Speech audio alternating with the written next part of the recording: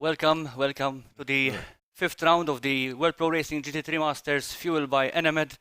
Probably most of the people now know who we are. Yeah. I'm Justin. And I'm Adrian. So yeah, welcome to the fifth round again.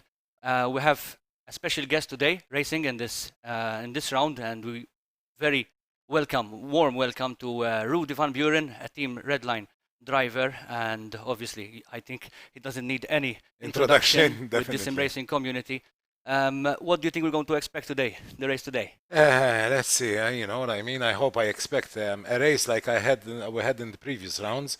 Obviously, enough we have Rudy as a special guest, so we're gonna see some more professional driving. I expect to see professional driving like we've seen, and it's like it's good for us because in the past rounds we didn't have so much of penalties to do, and it was clean racing. So yeah, I expect something like that.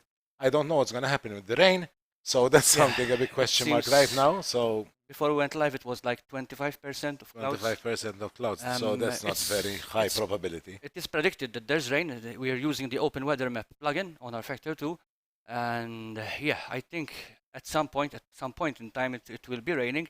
So it's a bit of a more strategic by the drivers. They need to be aware of the weather, so they have to check. Definitely. Every now and then they need to have an extra monitor to see if it's going to rain or not, because this is why it's the GT3 Masters. Why? Because you have to master it in order to achieve a top position. You have seen the previous drivers. Not everybody came first in the whole rounds. So as you can see in the championship, the points are very close. That's also thanks to the balance of performance of the cars. So as everybody knows, in each track, performance of every car is different from other tracks. So some cars are faster in corners, some others are faster in straight. So the balance of performance was done just with the ballast, just for everyone to know. And there were cars who had zero ballast, and there were other cars who they were much faster than the others, so have added ballast to them. That's right. So far, so good. I mean, I think it's one of the best championships we ever had so far. Yeah, I can say that. Yeah. So I think it's one of the highest levels, the most one that we had high level of drivers, even though we had one in the beginning at 2017, the Porsche Championship. But yeah, who do you think who do you think is going to win the race today? If it's Rudy van Buren, Yuri Kasdorp, or Jardier, who's Jaroslav Honzik, who's taking part as well today. Many other drivers who are participating. So feel free to tell us on our chat on YouTube or on Facebook, and you can predict who might win this race. Maybe Rudy will win on his home track. Home track, yeah, that's right. And also, I would like to remind those following us, we have a special race coming up also in December. So it's like the 2 hours of Bathurst. It's going to be a great one. It's already fully booked. Yes, so it's full grid, so you cannot apply now for the race. But yeah, you can watch it. It's on YouTube as usual, on Facebook, and once we solve an issue with Twitch, we'll be streaming there as well. We hope you enjoy it. I'm sorry you're seeing our faces again, apart from every Monday. But we wanted to welcome Rudy, a warm welcome to Rudy here in the first championship with us as a special guest. We're very honored having him here. So stay tuned for this race coming up after these advertising. Thank you.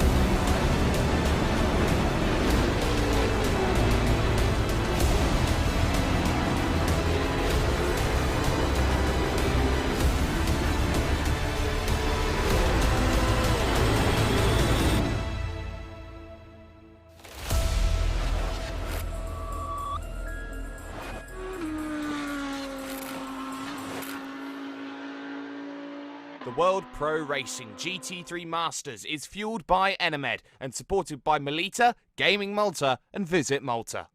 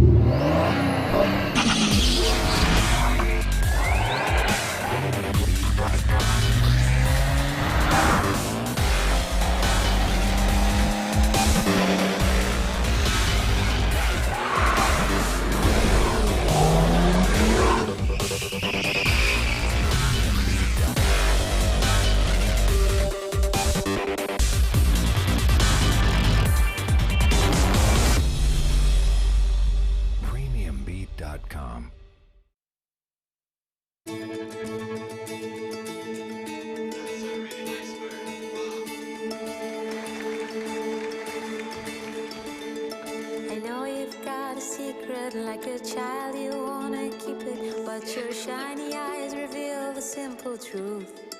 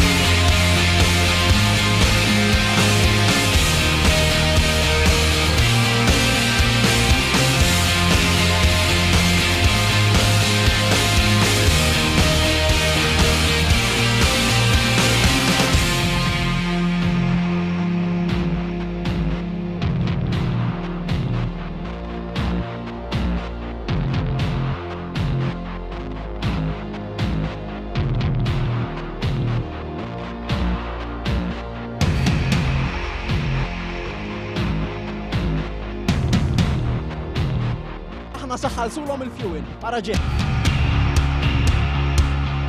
Wara ftit ġranet kellna rebbieħ ieħor fil-logħba tagħna kontra 30 sekonda bil-maqlub.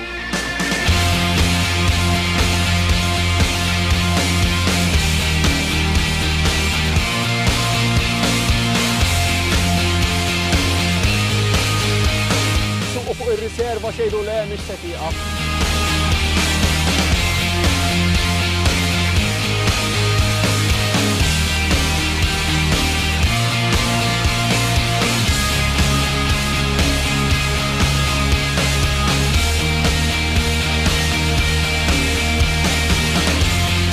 Il-ġimgħa d-dieħla nkunu fuq pompa tal-Enemed oħra nagħtu xi ħaġa oħra.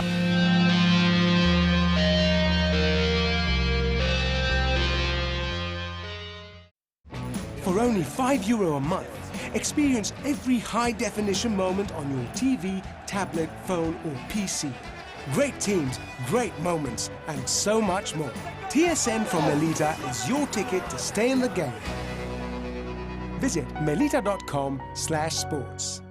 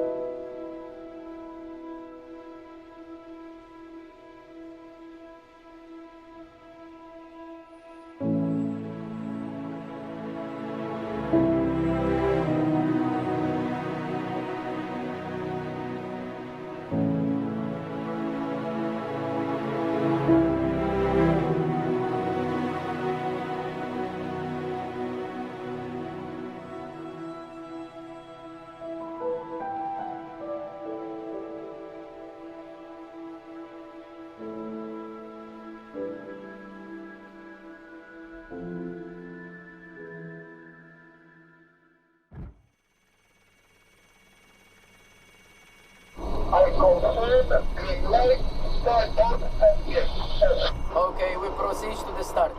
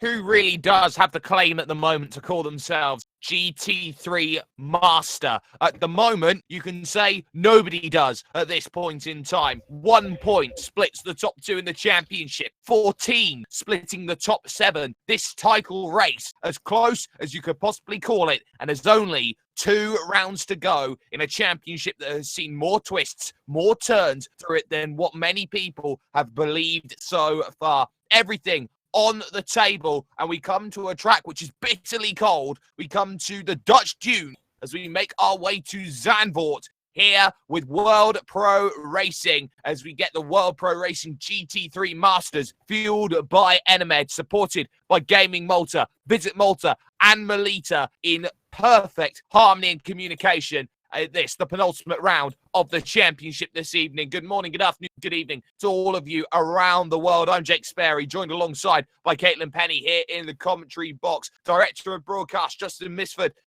doing a very good job of things. Replays done by Nathan Misford with Miguel Enriquez on race control information. Nathan Vella on server control. Your stewards, your race director, Adrian Fagallo, and George Muscat, your chief steward for racing action. That'll be going on today. Practice is just about to close in the next 2.5 minutes, upwards to 3 minutes, Caitlin. And the big talking point we said earlier on here in this broadcast, of course, with Justin and Adrian, is the fact that Rudy Van Buren team Redline Porsche has decided to turn up for a guest appearance. But on top of that, this practice session has been about who wants to rule the roost, as I've seen about 5 different drivers claim themselves fastest over practice. Thank you very much, Jake. Yeah, indeed, it's very nice to see Jerne Simoncic back. Of course, he's been very fast all the way through the season so fast, but missed the last round of Imola, and he's currently 3rd on the times, challenging his teammate Rodchek, who's at the top at present, and Peter Briljak. Yeah, also wonderful to see Team Redline joining us with Rudy Van Buren.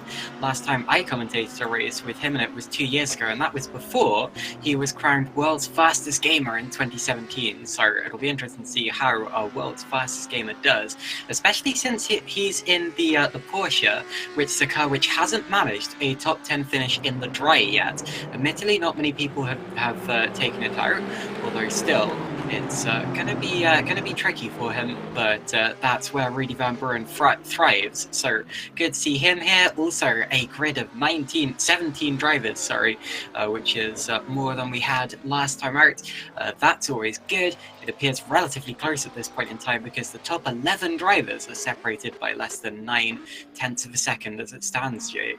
Well, they certainly aren't short on pace here today, but one thing that they are going to be looking at very intently over the course of racing today is going to be the sky. And that sky, there's a 25% chance of rain coming up today. So drivers are going to be looking around on their relatives. They're going to be hoping that today this is going to work for them. This is a tough track, not only for the fact that there could be the element of rain thrown in a little later on when we get to racing here, Caitlin, but on top of that, this is going to be a tough fuel-safe track. I caught an eye on the McLarens earlier on today, the likes of Alaric Enslan in 15th position. He said he has to save upwards of 20 litres of fuel over the course of an hour or have to make a stop.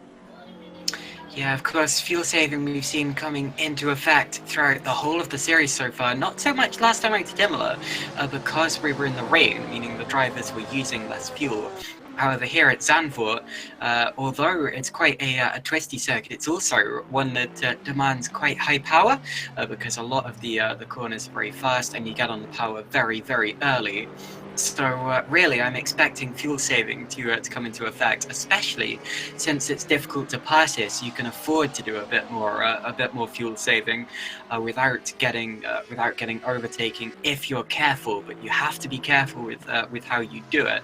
And I expect that it's going to be the experienced drivers who come out on top here at Zandvoort, because it's quite an old school circuit, one that a lot of these drivers would have raced at before, but one that takes a lifetime to master. I'm also interested in the track temperature, because as you say, it's very, very cold here. The ambient temperature only 2 degrees Celsius. That is chilly, to say the least. And to be honest, I'm glad that we're wrapped up nice and warm in our commentary box rather than actually out there in the cold. Track temperature, however, still at 29 degrees Celsius, so much, much higher than the air temperature, although still colder than we'd expect it to be. And often that can affect the tires because it can make it harder to get heat into them at the start of say a qualifying lap or something. So that could be difficult, but it also stops the tires from overheating. Yeah. So it may be that the drivers can push them a bit harder in the race. Well, that could be the case. Keep an eye on this. Both of the AAA cars decide they want to be out first on track, and those do include one Risto Capit, the other one Hani Al-Sabdi back into the vehicle for Erhan Yayovsky. So we'll see how Hani Al-Sabdi does as Rudy Van Buren waits in terms of getting the times out. It was so juxtaposed from what we were expecting at Imola. We had the 2 rookie monster cars on the podium, Matthew Beavis and Mantis Rakes here today. This is going to be a different challenge here at Zandvoort as you fight through the dunes. Talk about the Drivers' Championship, though. Very, very briefly, Capit retains the lead. The gap, 1 point over Yuri Kazdorp. Peter Briliak, who missed the first 2 rounds of the season here, Caitlin, up to 3rd in the championship with 2 race victories in a row, looking for a 3-peat to take the title lead, heading to the finale at Le Mans. But ultimately, Mrozek, Parisis, Simoncic, all in there, all have a shot at taking the title as well. Realistically, 14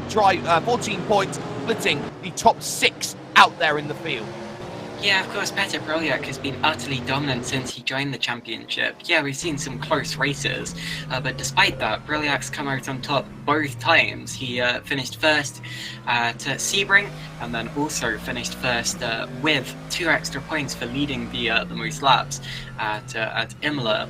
So yeah, he has certainly been very, very strong, and I think probably still in with a shot of the overall Drivers' Championship, especially since we've seen some mistakes recently from both Kazdorp and Capit, the AAA and Singularity drivers at the top of the field, although also still in contention. I wouldn't rule out David Mrozek, Jim Parisis, or maybe even Jone Simoncic just yet, even though Simoncic missed last round. It's going to be tricky for any of those guys, especially since the 3 names that I just read out haven't won a race yet this season, so need to step their game up if they're going to do it.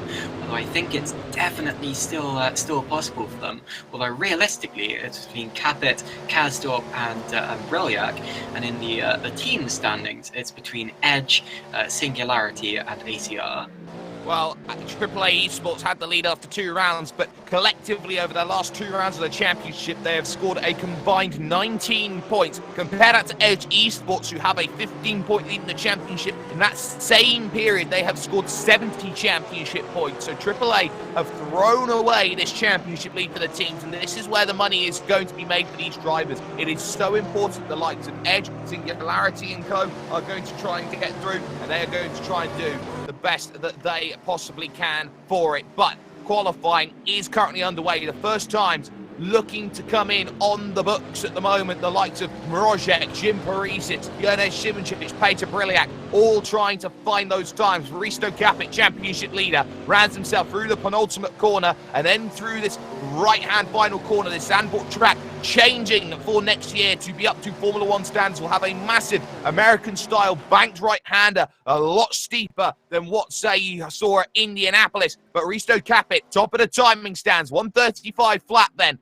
The time to beat at the moment, but we have seen improvements all throughout this. Jim Parisis moves up into second, and suddenly Peter Briliak says, I am wanting that championship lead. I want to go 3 straight. What will help me? 2 bonus points will, if I get myself top of the standings. How good has Peter Briliak been over his 2 rounds that we've seen him in at the moment here, Caitlin?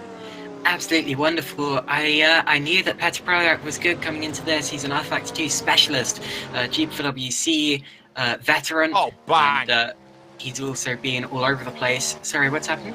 I've just seen Rudy Van Buren put in a monster time to Oh, go wow. to pole position in the Fanatec Team Redline car, and that Porsche 134.228, 4/10 clear of Peter Briliak. You don't often say it, and you talk about the legacy of Redline, the team that is so much like the Ferrari of sim racing. Talk about the drivers that they have. Van Buren for one, Bono Haas, Lando Norris, Max Verstappen, Greg Gahutu, Ollie Pakala, Alexei Usiakala. You talk about the likes of, say, Atsay Kirkov that they have, Ben Cornett, Mikael Azal. That's 10 names off of my list that I've just seen, and those are some of the very top, which makes Redline arguably the greatest team in the world at the moment. Yeah, and I was just talking about Peter Briliak being an rFactor 2 specialist, but if you want an rFactor full stop specialist, you have to look at Rudy Van Buren, because he was around back in the old rFactor days as well, and he's been winning for years in FSR, in GT3, in World's Fastest Gamer, and also now in real life, of course. He went to the what was it called? Race of Champions, quite famously, in 2018, and actually beat a couple of real-life racing drivers in that as well. So we all know that Rudy Van Buren's quick, as is Peter Briliak. I think those two could well end up fighting for the lead here today, as they fought for the lead in other series before. Actually, I'm not sure if they have, because Van Buren left GPWC before Briliak joined, so I'm not actually sure if these two have raced before, although with the experience that they have between them, I'd be surprised if they haven't.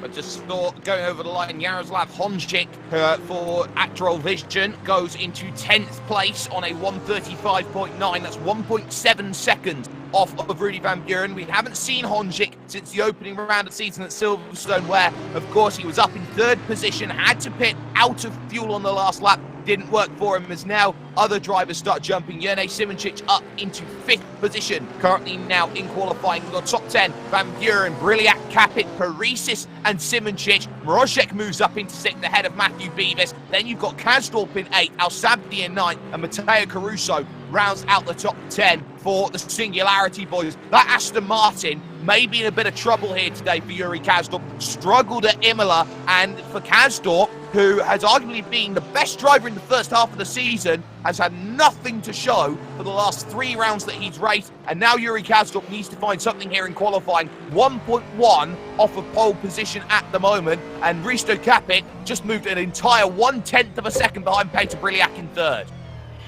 Yeah, I'm surprised that the Aston Martin hasn't seemed as strong here as it has done at the other circuits. Of course, we've still got Peter Briliak in 2nd place, although Kasdorp further down the order, and that, of course, is because the Aston Martin has always proved very, very strong at tracks that require high grip. It's a very stable car. It's probably the widest car of the GT3 pack, and as a result, it does tend to be very, very steady over bumps, around fast corners. So I think that Kasdorp, probably should be doing better than he is now. However, we know that Yuri Kasdorp can come through the field in the race. He's a race specialist, and I think that by the sound of Jake's oar there, someone's just gone quicker. Yeah, and it's Rudy Van Buren. It's a 134 flat. It's a 34 flat! For goodness sake, he's half a second quicker than Peter Briliak. It's unbelievable at this point in time. You just have to hang your head down and say, what on earth has Rudy Van Buren got under his vehicle? It is magnificent in terms of the times that we've seen. And you talk about how this series has been so close in qualifying. All of these drivers, 2nd, split up to 7th at the moment. It's just 0.6 of a second, but 1st to 2nd now, a full half a second. Van Buren is in another plane of existence. Yeah, sorry, I'm just having server issues, so if you could talk for a while, I'll be with you Don't shortly. worry about it. But Van Buren, absolutely magnificent again in qualifying, and it's what he does so well. Gets up to speed, and he knows exactly where the limit is and pushes. That's why he got the world's fastest gamer seat. He's one of the most confident, arguably you could say one of the most egotistical drivers in this field, but he has every reason to, because when he turns up, he delivers. He's like the postman every single morning that you find yourself going through. Kasdorp has moved up into 5th in qualifying, has jumped both Audi, Simoncic and Mrozek, who find themselves 6th and 7th outside shots for both of them in the championship. They do have one saving grace, and this is not really to do with qualifying at this point in time here, Caitlin, but the big point is Mrozic and Simoncic know if Van Buren races the way that he qualifies, they know less points on offer, more chance of staying in the championship with a bad result. Yeah, it's going to be tricky for them. Of course, Rudy Van Buren, he's not really in the championship fight because he's joined in the last 2 races, and his team as well, Team Redline, haven't entered any of the other races so far. I think it's a one-off entry for them because although they do have a brand new livery that I don't recognise, they don't have a second driver. So Rudy Van Buren on his own, but he will be taking points out of people because he's still eligible for points, and if he can finish near the front of the field, as you say, that does reduce the number of points that other drivers are able to score, and possibly split a few drivers in the championship as well. Mrozic moves up to 3rd, Jurnej Simoncic moves up to 5th. That bumps down championship leader Risto Capit to 4th position. Jim Parisis goes to 6th place as they go on. Rudy Van Buren, of course, on no points, special guest entry for this one, so that's going to be something to keep in mind the longer that this one goes on. But on top of this, you have to start thinking about who is going to be in position to score points. Matteo Caruso down in 10th place, struggling at the moment, 1.4 seconds off the pole at this point in time. Matthew Beavis ahead at the moment, and maybe a few of these drivers a little further down the order. You talk about Mantis Rakers, Itamar Yatin, Sheldon Scott Muscat down there as well here, Caitlin. Maybe hoping that there is rain for the foreseeable future. Maybe hoping that this is going to be a strategy race today that wins it for them, more rather than outright pace. Yeah, I should correct myself there actually. Rudy Van Buren is not eligible for points, so he's just a guest entry. Apologies for the confusion. But yeah, strategy always a factor with World Pro Racing. Of course, you've seen fuel saving coming into play in the past, although if it starts to rain, which it might well do, then that may end up not being quite so much of a factor, and then it will be about firstly the tyres, and secondly how much you push yourself, because I've raced at Zandvoort before, and I know that you have to consider your own mental concentration and stamina much more than at some other tracks, because it does just require so much more concentration than at some various other race circuits do to drive. So yeah, it's tricky. I'm not expecting people to make pit stops since we only have a 1-hour race here today rather than a 2-hour race up at Sebring or Le Mans. Although still, yeah, you have to keep your tyres and your fuel and yourself in mind at all times. You absolutely do, and these drivers are trying to keep themselves in mind at this point in time. Capit's lap is not quick enough to move up ahead of Mrozic, staying in 4th position. Just 7 3/4 minutes remaining now in qualifying here at Zandvoort. Every single lap becomes vital. Drivers have done 9, 10, 11 laps. If you're Risto Capit, look to try and get everything working in favour. Caruso has moved up into 9th place ahead of Matthew Beavis, found 4/10 of a second over the course of the last qualifying lap. But now you start wondering, where are the points going to come in? Who is going to get what? Because what we are hearing with Van Buren, not eligible for points, Briliak is going to pick up 2 big bonus points here for qualifying in 2nd position, and that's going to be massive for Edge in the Team's Championship, massive for Briliak in the Drivers' Championship. Mrozic finds himself there in 3rd. He's the closest driver to Briliak, but ultimately, a 10th back at the moment says that Audi needs to find a little bit more. The Mercedes may be in a bit of trouble here today as well, because of the fact here, Caitlin, that there is not a very much recognised long straight except the very, very front one. It's not really that long, to be honest, and it feels shorter than it is because you come off the final corner at such a speed that if you struggle to follow the car in front through that final corner, which is quite likely considering the turbulent air kicked up by the diffusers and the rear wings of these cars, it does tend to take a mistake from your opponent for you to get anywhere near them on the straight. And Along with that as well, the Tarzan corner isn't ideal for overtaking, because although it's a hairpin, it's a relatively fast hairpin, and quite banked as well. That banking, I'd estimate probably about equal to the banking at Indianapolis, maybe even less than that, or maybe even more than that, sorry. Meaning, it's not really that good for overtaking. It's quite narrow as well. Personally, if I was going to pull an overtake at this track, I think I'd stand more chance of doing it into the chicane, or maybe even into the Hugenholzbach if you can surprise people out of turn 3 there. So yeah, it's difficult, and it does mean that you lose less by fuel saving and by tyre saving, because you can hold up your opponents quite a lot. But also, that does mean you have to be more creative with how you race, and your racecraft really has to be set up several corners in advance. It certainly does. Mantas Rakis moves into the top 10 with a 1:35.1, 1.1 off of pole. So a good time for Mantas in the Rookie Monsters Porsche, able to gain that time, which was so very, very much needed in this part of qualifying. 5 minutes remain. They do have the ability to finish the lap that they start, so you could say mastermind rules in full effect here for the racing that we've got. It is that 3rd position down to 7th, which is going to be the key battleground, because just 2.5 10 split those drivers from Mrozek all the way down to Parisi, and this includes both the championship leader, the man second in the championship, Yuri Kazdor, both of the avid chronic sim racing Audis, Mrozek and Simonchik, as well as the second edge car that is, of course, Jim Parisi's. All those drivers mighty close together, as Davin Mrozek does find improvement on his lap, goes to a 34.646. Ultimately, still a 10th off where he needs to be, has stretched his gap out to the driver behind, Risto Kapit, to almost 110. Yeah, Mrozek with an improvement there. It's a good time to mention, actually, that technically Risto Kapit could wrap up the Drivers' Championship here today. It's very unlikely. He would effectively need Yuri Kazdor, Petr Broliak, and David Mrozek all to fail to score points, and let's face it, that's not happening. So the chances are he's not going to wrap up the championship today, but he can definitely get closer. He'll want better than 6th position if he's going to do that. Oh, sorry, that's Kazdor in 6th. Risto Kapit up into he's in 5th position at the minute, and we've just seen an improvement from someone.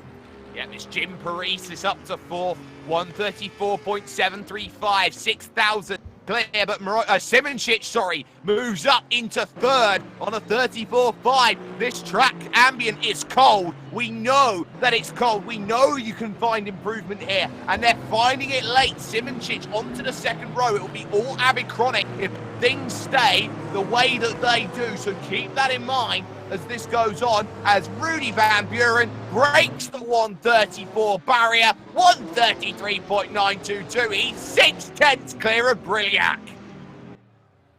That is a wonderful, wonderful lap from Rudy Van Buren there. He is so much faster than anyone else, and I tell you what, they don't call him the world's fastest gamer for nothing.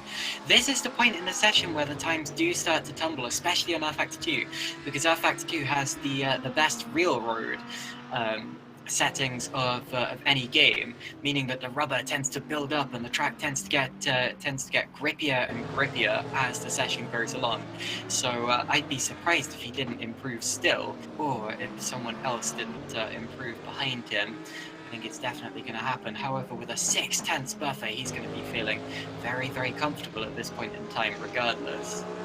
You've got to feel comfortable, you've got to feel happy, you've got to feel like this is going to be a Rudy Van Buren masterclass here when it comes to racing over 1 hour at his home circuit here of Zandvoort as well. Have to keep that in mind with Rudy Van Buren and the Dutch contingent, which will be very happy to see just how quick he is running. It's top 5, Van Buren, Briliac, Simonchik, Mrozek, and then Jim Parisi in 5th position as he just crosses the line, does not find improvement, but will look to go into that big turn 1, trying to get it. 1.5 minutes remaining here on the field. Anyone out there now who's on track has 1 lap remaining, potentially 2. It depends about who gets themselves across the line. Surprisingly enough, though, 6th and 7th, your title challenging leaders at the moment, Kazdorp and Risto Capit, both of them need to make moves in that race, because with Briliak in second, this is going to be a tough challenge. Over the line goes Yuri Kazdorp and has one opportunity to go.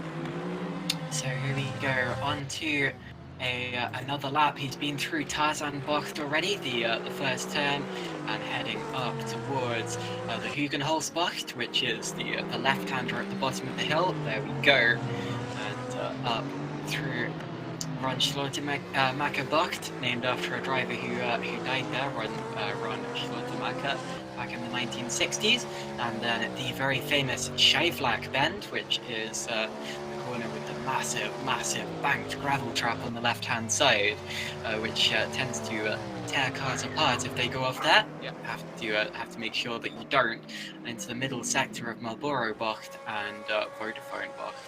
Well, they are the times that need to be kept on, as we got 15 seconds remaining now in qualifying. This is clutch time. Who's put the big lap together? Jim Paresis crossing the line, and it will have time for one more lap, but Paresis crosses it and does find improvement, but not enough. 134.682 is short. Timer expires then when it comes to qualifying. Here's Yuri Kazdorp looking to try and find something left. What does he have? Currently 8/10 off a pole position. Currently 2/10 off a third. A second now goes to Jurnej Simončić on a 134.491. That's marvellous from the Audi, making that progress. Here comes Kazdorp over to the line. Is there improvements for Yuri? Answer is no, it's not. There's no improvement for Yuri Kazdorp, and that will hurt. Capit out there on a lap, as is Davin Rojek, as is rounding the final corner Peter Briliak, who needs to find improvement. What can Briliak do? There's 2 bonus points on the line. Needs to find the improvement. Finds absolutely nothing to Jurnej Simončić, and Simončić has been so good in qualifying when it's come to it. Rojek, though, out there, still on a lap, as is Risto Capit needing it. Hani Al-Sabdi will make his way through the final corner. 9/10 off, still in the talking picture for the AAA Mercedes. Over the line goes Al-Sabdi, moves up 2 positions, bumps Kazdorp to the 4th row. 134.684, 2,000 short of Jim Paresis. Here's Rojek now, looking to find that improvement. Has Davin Rojek got something that was perfect? No, Rojek does not find the improvement that was there. Capit couldn't find improvement either. Simončić out there on track will not improve his time. Only other drivers to look to try and improve. Itamar Yativ currently in the GT Omega BMW over the line, and ultimately stays in 13th place. Marius Nicolai for Atlantic Motorsport will be the last driver in the 169 machine to look to try and set the time, heading through that big Audi S, the 190-degree right, 180 degrees left, very narrow on the exit. You always have to be careful. He abandoned ship, and qualifying is firmly Van Buren's, but Simončić will take the points. We'll step aside for a moment here with World Pro Racing. Back with more after this.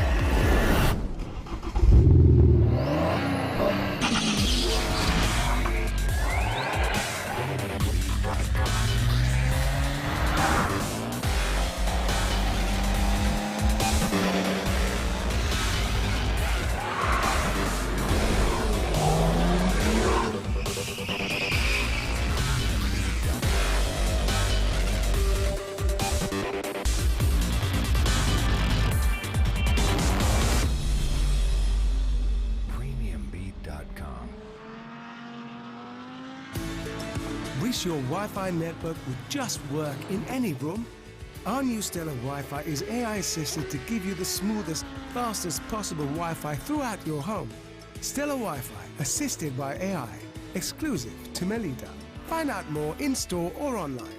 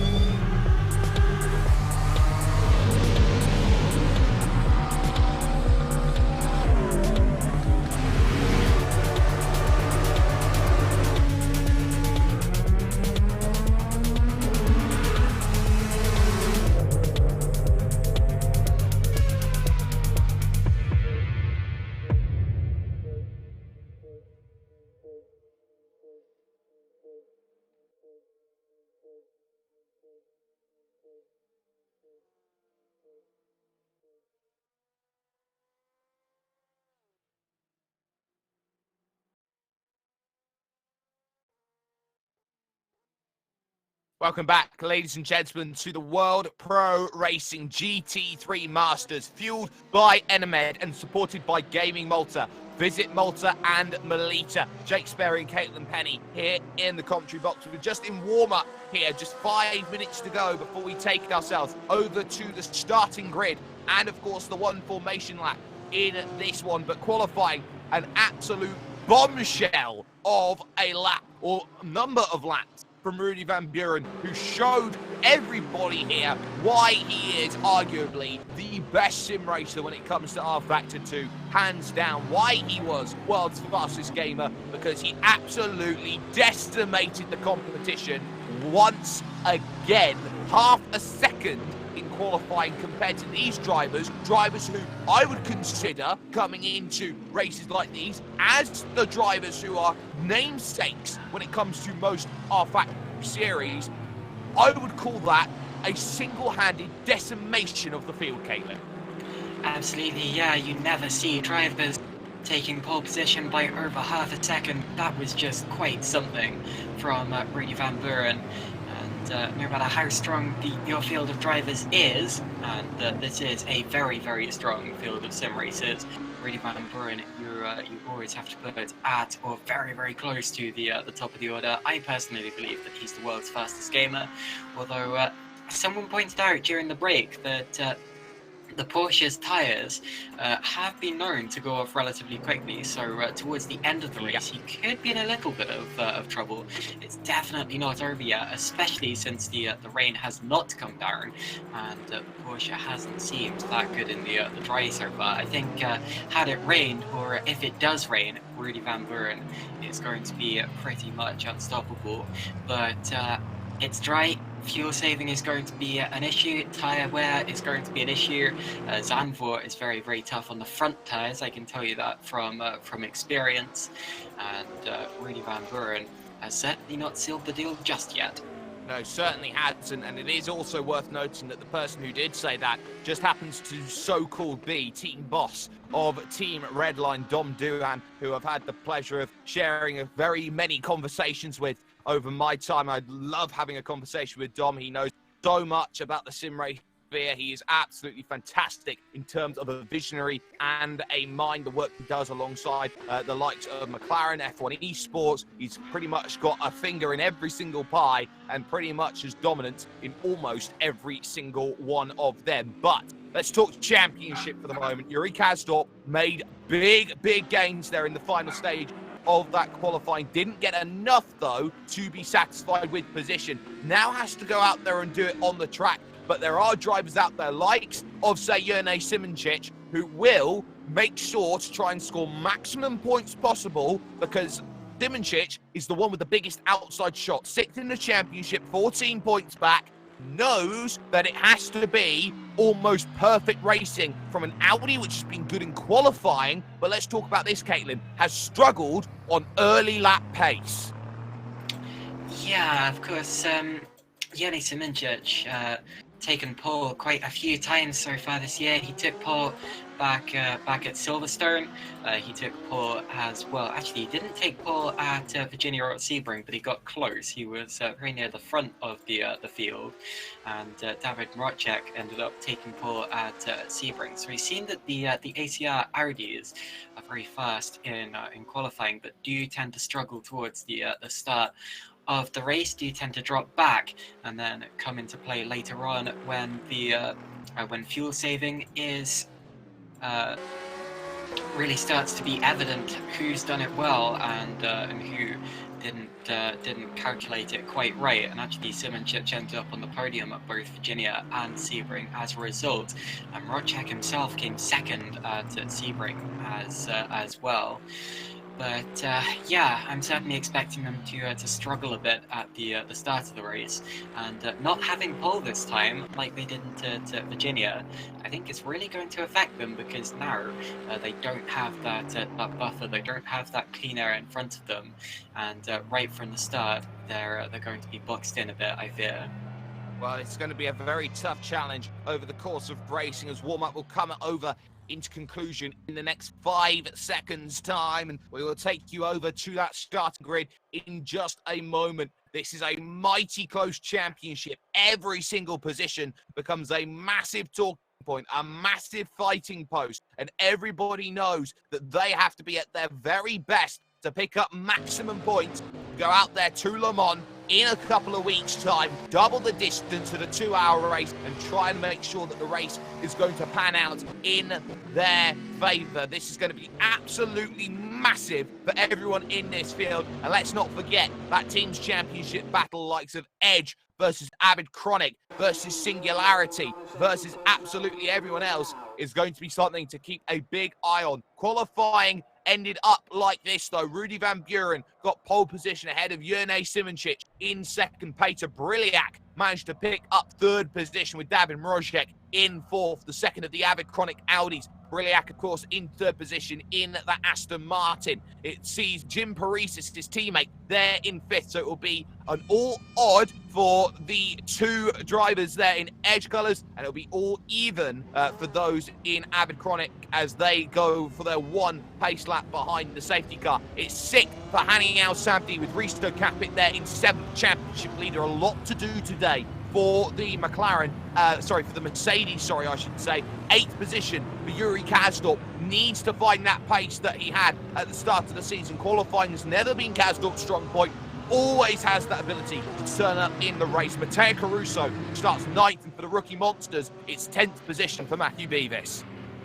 11th place is the other rookie monsters car, is Mantas Rikus. Of course, the Rookie Monsters team had a wonderful challenge at Imola last time out, ended up finishing on the podium, which was quite incredible. Yaroslav Honzik is currently in 12th position, followed by Itamar Yatev and Sheldon Scott Muscat standing in for Matthew Galea. And they are 13th and 14th for the RPM GT Omega Esports team. Then we have Alaric Enslin making his return to the series, followed by Marius Nicolai for Atlantic, and Jan Willem van Ommen, Team Actual Vision, is going to be rounding out the 17-strong field in P17.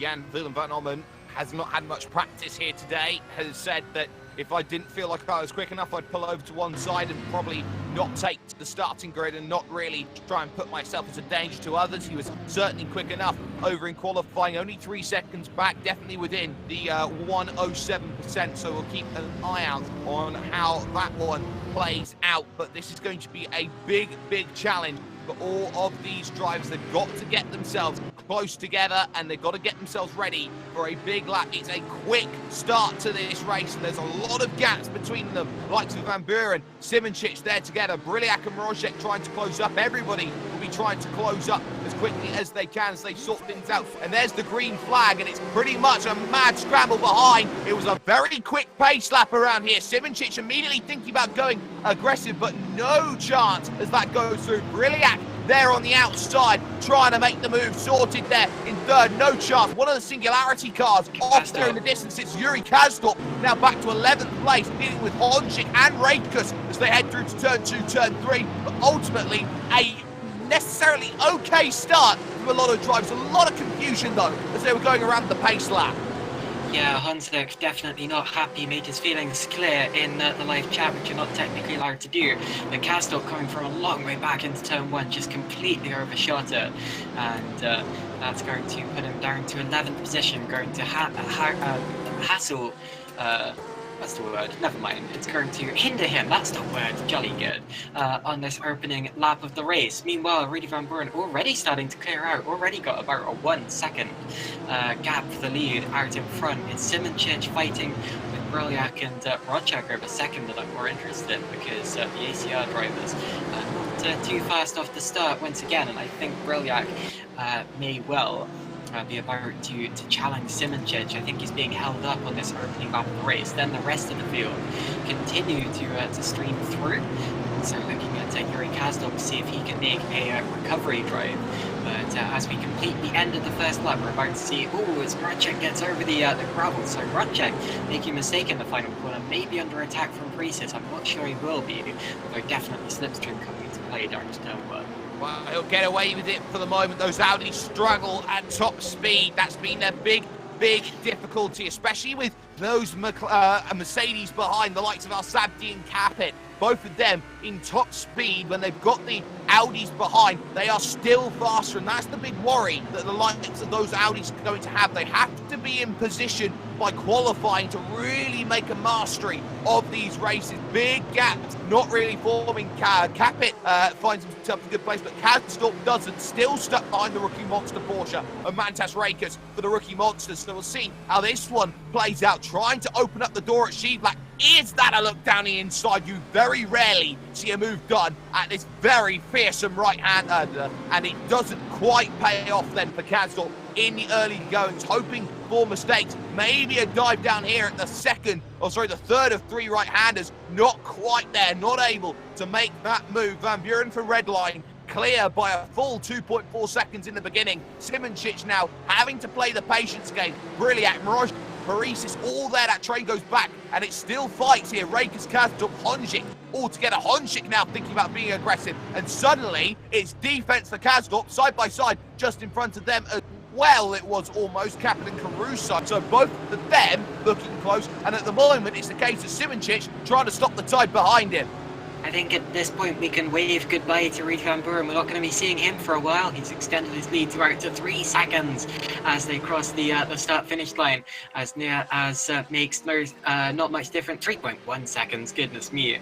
Behind him, Simoncic and Broyak continue to fight. You say that the Audi struggles in a straight line, although as they turn into turn 1, still they have that advantage. Side by side further back, Riku is coming under attack from Yuri Kazdorp. Kazdorp, of course, who dropped back on the opening lap of the race and not doing the dive, the surprise move into Hugenholzbach. Really, you need your opponent to make a mistake for that to work as well. But still very much in his tail, heading up into Hugenholzbach. I think that's where the next change might be about to come. Oh, it is, because he's lost it. Kazdorp spinning. Oh, great save. Wonderful save from Yuri Kazdorp. Snaps it back into action. He has lost a couple of places, but he is so lucky not to have gone off onto the grass there. And I think lesser drivers would have just panicked and swung the wheel around, overcorrected, and shot straight off into the gravel and into the wall. Amazing save from Kazdorp, but a clumsy start to the race nonetheless, and he's down into 13th position. I've just caught it. It's an absolutely world-class save from Yuri Kazdorp. Lesser men would find themselves in a whole heap of trouble, but that was some very good driving to only lose a couple of positions. Now back into 13th place behind Itamar Yativ. He'll now have to work doubly hard to get back into position when it comes to this one. Risto Capit under pressure though. Here's Matteo Caruso trying to bring the Aston Martin into play, but it's the sheer grunt of the Mercedes which is going to be the great equaliser in this one, as those Aston Martins cannot match the German engineering of that Mercedes engine. On the brakes into the first corner once again at Tarzan, and once more Caruso sat waiting at the bus stop, waiting to look to try and find a way through. No buses arriving in terms of trying to make some moves on the back of all of this. Matthew Beavis here doing good job for the rookie monsters Porsche, trying to get in on 8th place. But on top of this, you have to remember, Peter Briliak right now, if things were to stay the way that they are, would have the lead of the championship, having missed the opening 2 rounds, heading to Le Mans. Yes, we're 5 minutes in, but there is so much racing that could happen. Just seen a couple of collisions further back, people beating each other up at the back of the order. Alaric Ensign went into the back of Sheldon Scott Muscat and spun him at the chicane, although very sportingly waited for him, and they both lost a place to Marius Nicolai, but Ensign still dropped back behind Muscat, and then Jan Willem van Olmen fancied his chances into Tarzan and went into the back of Enslin. So a couple of incidents going on at the back of the order, but I think everyone's still running there, and Jaroslav Hanzik, now that he's been released from behind Kazdorp, actually having a go at Mantas Riku's down into the chicane, backside of it, but certainly had a look there on the back of the top 10 train, and we've had our first retirement. I'm afraid it's Jan Willem van Onnen. He's just had a crash at the Scheiflack. He's run off into the grass, bounced along the wall. That looks more to me as if he's given up than actually had an accident. I think that's race over from Van Onnen because he just simply didn't feel ready. Well, he had 2 incidents. He had another one at the big turn 3 of the Hugenholz, and suddenly down at turn 1, Yativ has nothing for Yuri Kastrup, who gets down the inside at Tarzan. So 3 incidents in the same lap for Jan Willem van Onnen, the suspension gone, and that is race over for the Actral Vision car. So not a brilliant race for him. He said he was struggling, but that is just the epitome of the struggles. But on top of this, that is now Yuri Kazduk back up into 12th position. Crucially, though, has to get back inside the top 10, Caitlin. No points for 12th place. So now big point needed at the moment. So likes of Capit there in 7th. Now Sabdi in 6th position. They'll get raised points with Van Buren leading that gap 5.6 seconds after 7 minutes. He could win by a minute if things stay like this, or 45 seconds. And I'm not sure everyone is in the right position here to think, well, how on earth is he doing that? Haniel Sabdi now trying to get aggressive. Jim Parisis trying to play the defensive role, trying to make sure he's doing his best. But now Sabdi's going to dive for one down the inside, forces Parisis wide. Parisis nowhere to go on the anti-cut curbs, and suddenly that is Al Sabdi up into 5th. Yeah, Parisis might feel a little bit of grief that Al Sabdi cut across like that, but I think Al Sabdi had the line. I think he had every right to do so, and I think that was a fair manoeuvre from Hani Al Sabdi and the Mercedes there. So he's now got up into 5th position, and Jim Parisis lost a lot of time there, much more than he would have hoped to. He's now under pressure from Risto Capit as well, so there must be a bit of team play there for the AAA esports cars, but this is a team championship, and they are fighting for the team's title, so doing a very, very good job there, and that was well done from Hani Al Sabdi. So as we go into another lap of racing, I think Jane Simoncic is looking under even more pressure than he has been through all of the previous laps. I think Petr Broliak is definitely looking for a way through at this point in time, not content to just sit behind him. He sees that Rudy Van Buren is disappearing up the road, and he knows, oh, and we've had a mistake. Beavis is in the gravel, so Matthew Beavis has a very, very similar slide to the one that Kazdorp had earlier on, but unlike Kazdorp, is not able to keep it out of the gravel. So Matthew Beavis drops to P14 after a big slide, and that elevates Yaroslav Honzik up to 10th, and Honzik now going for Rikus. So this is a bad lap for Rookie Monsters. They're coming under massive pressure, and I think Honzik might get that unless Rikus can get the power down out of the Vodafone box. He still has the inside heading up to the chicane, and may still keep that. He's on the curb, does still keep it. So well, that was close anyway, but that elevates. Oh, and contact as Kazdorp tries to get involved. Kazdorp now in 11th place, Yativ up to 12th, and Nikolai up into 13th in the action.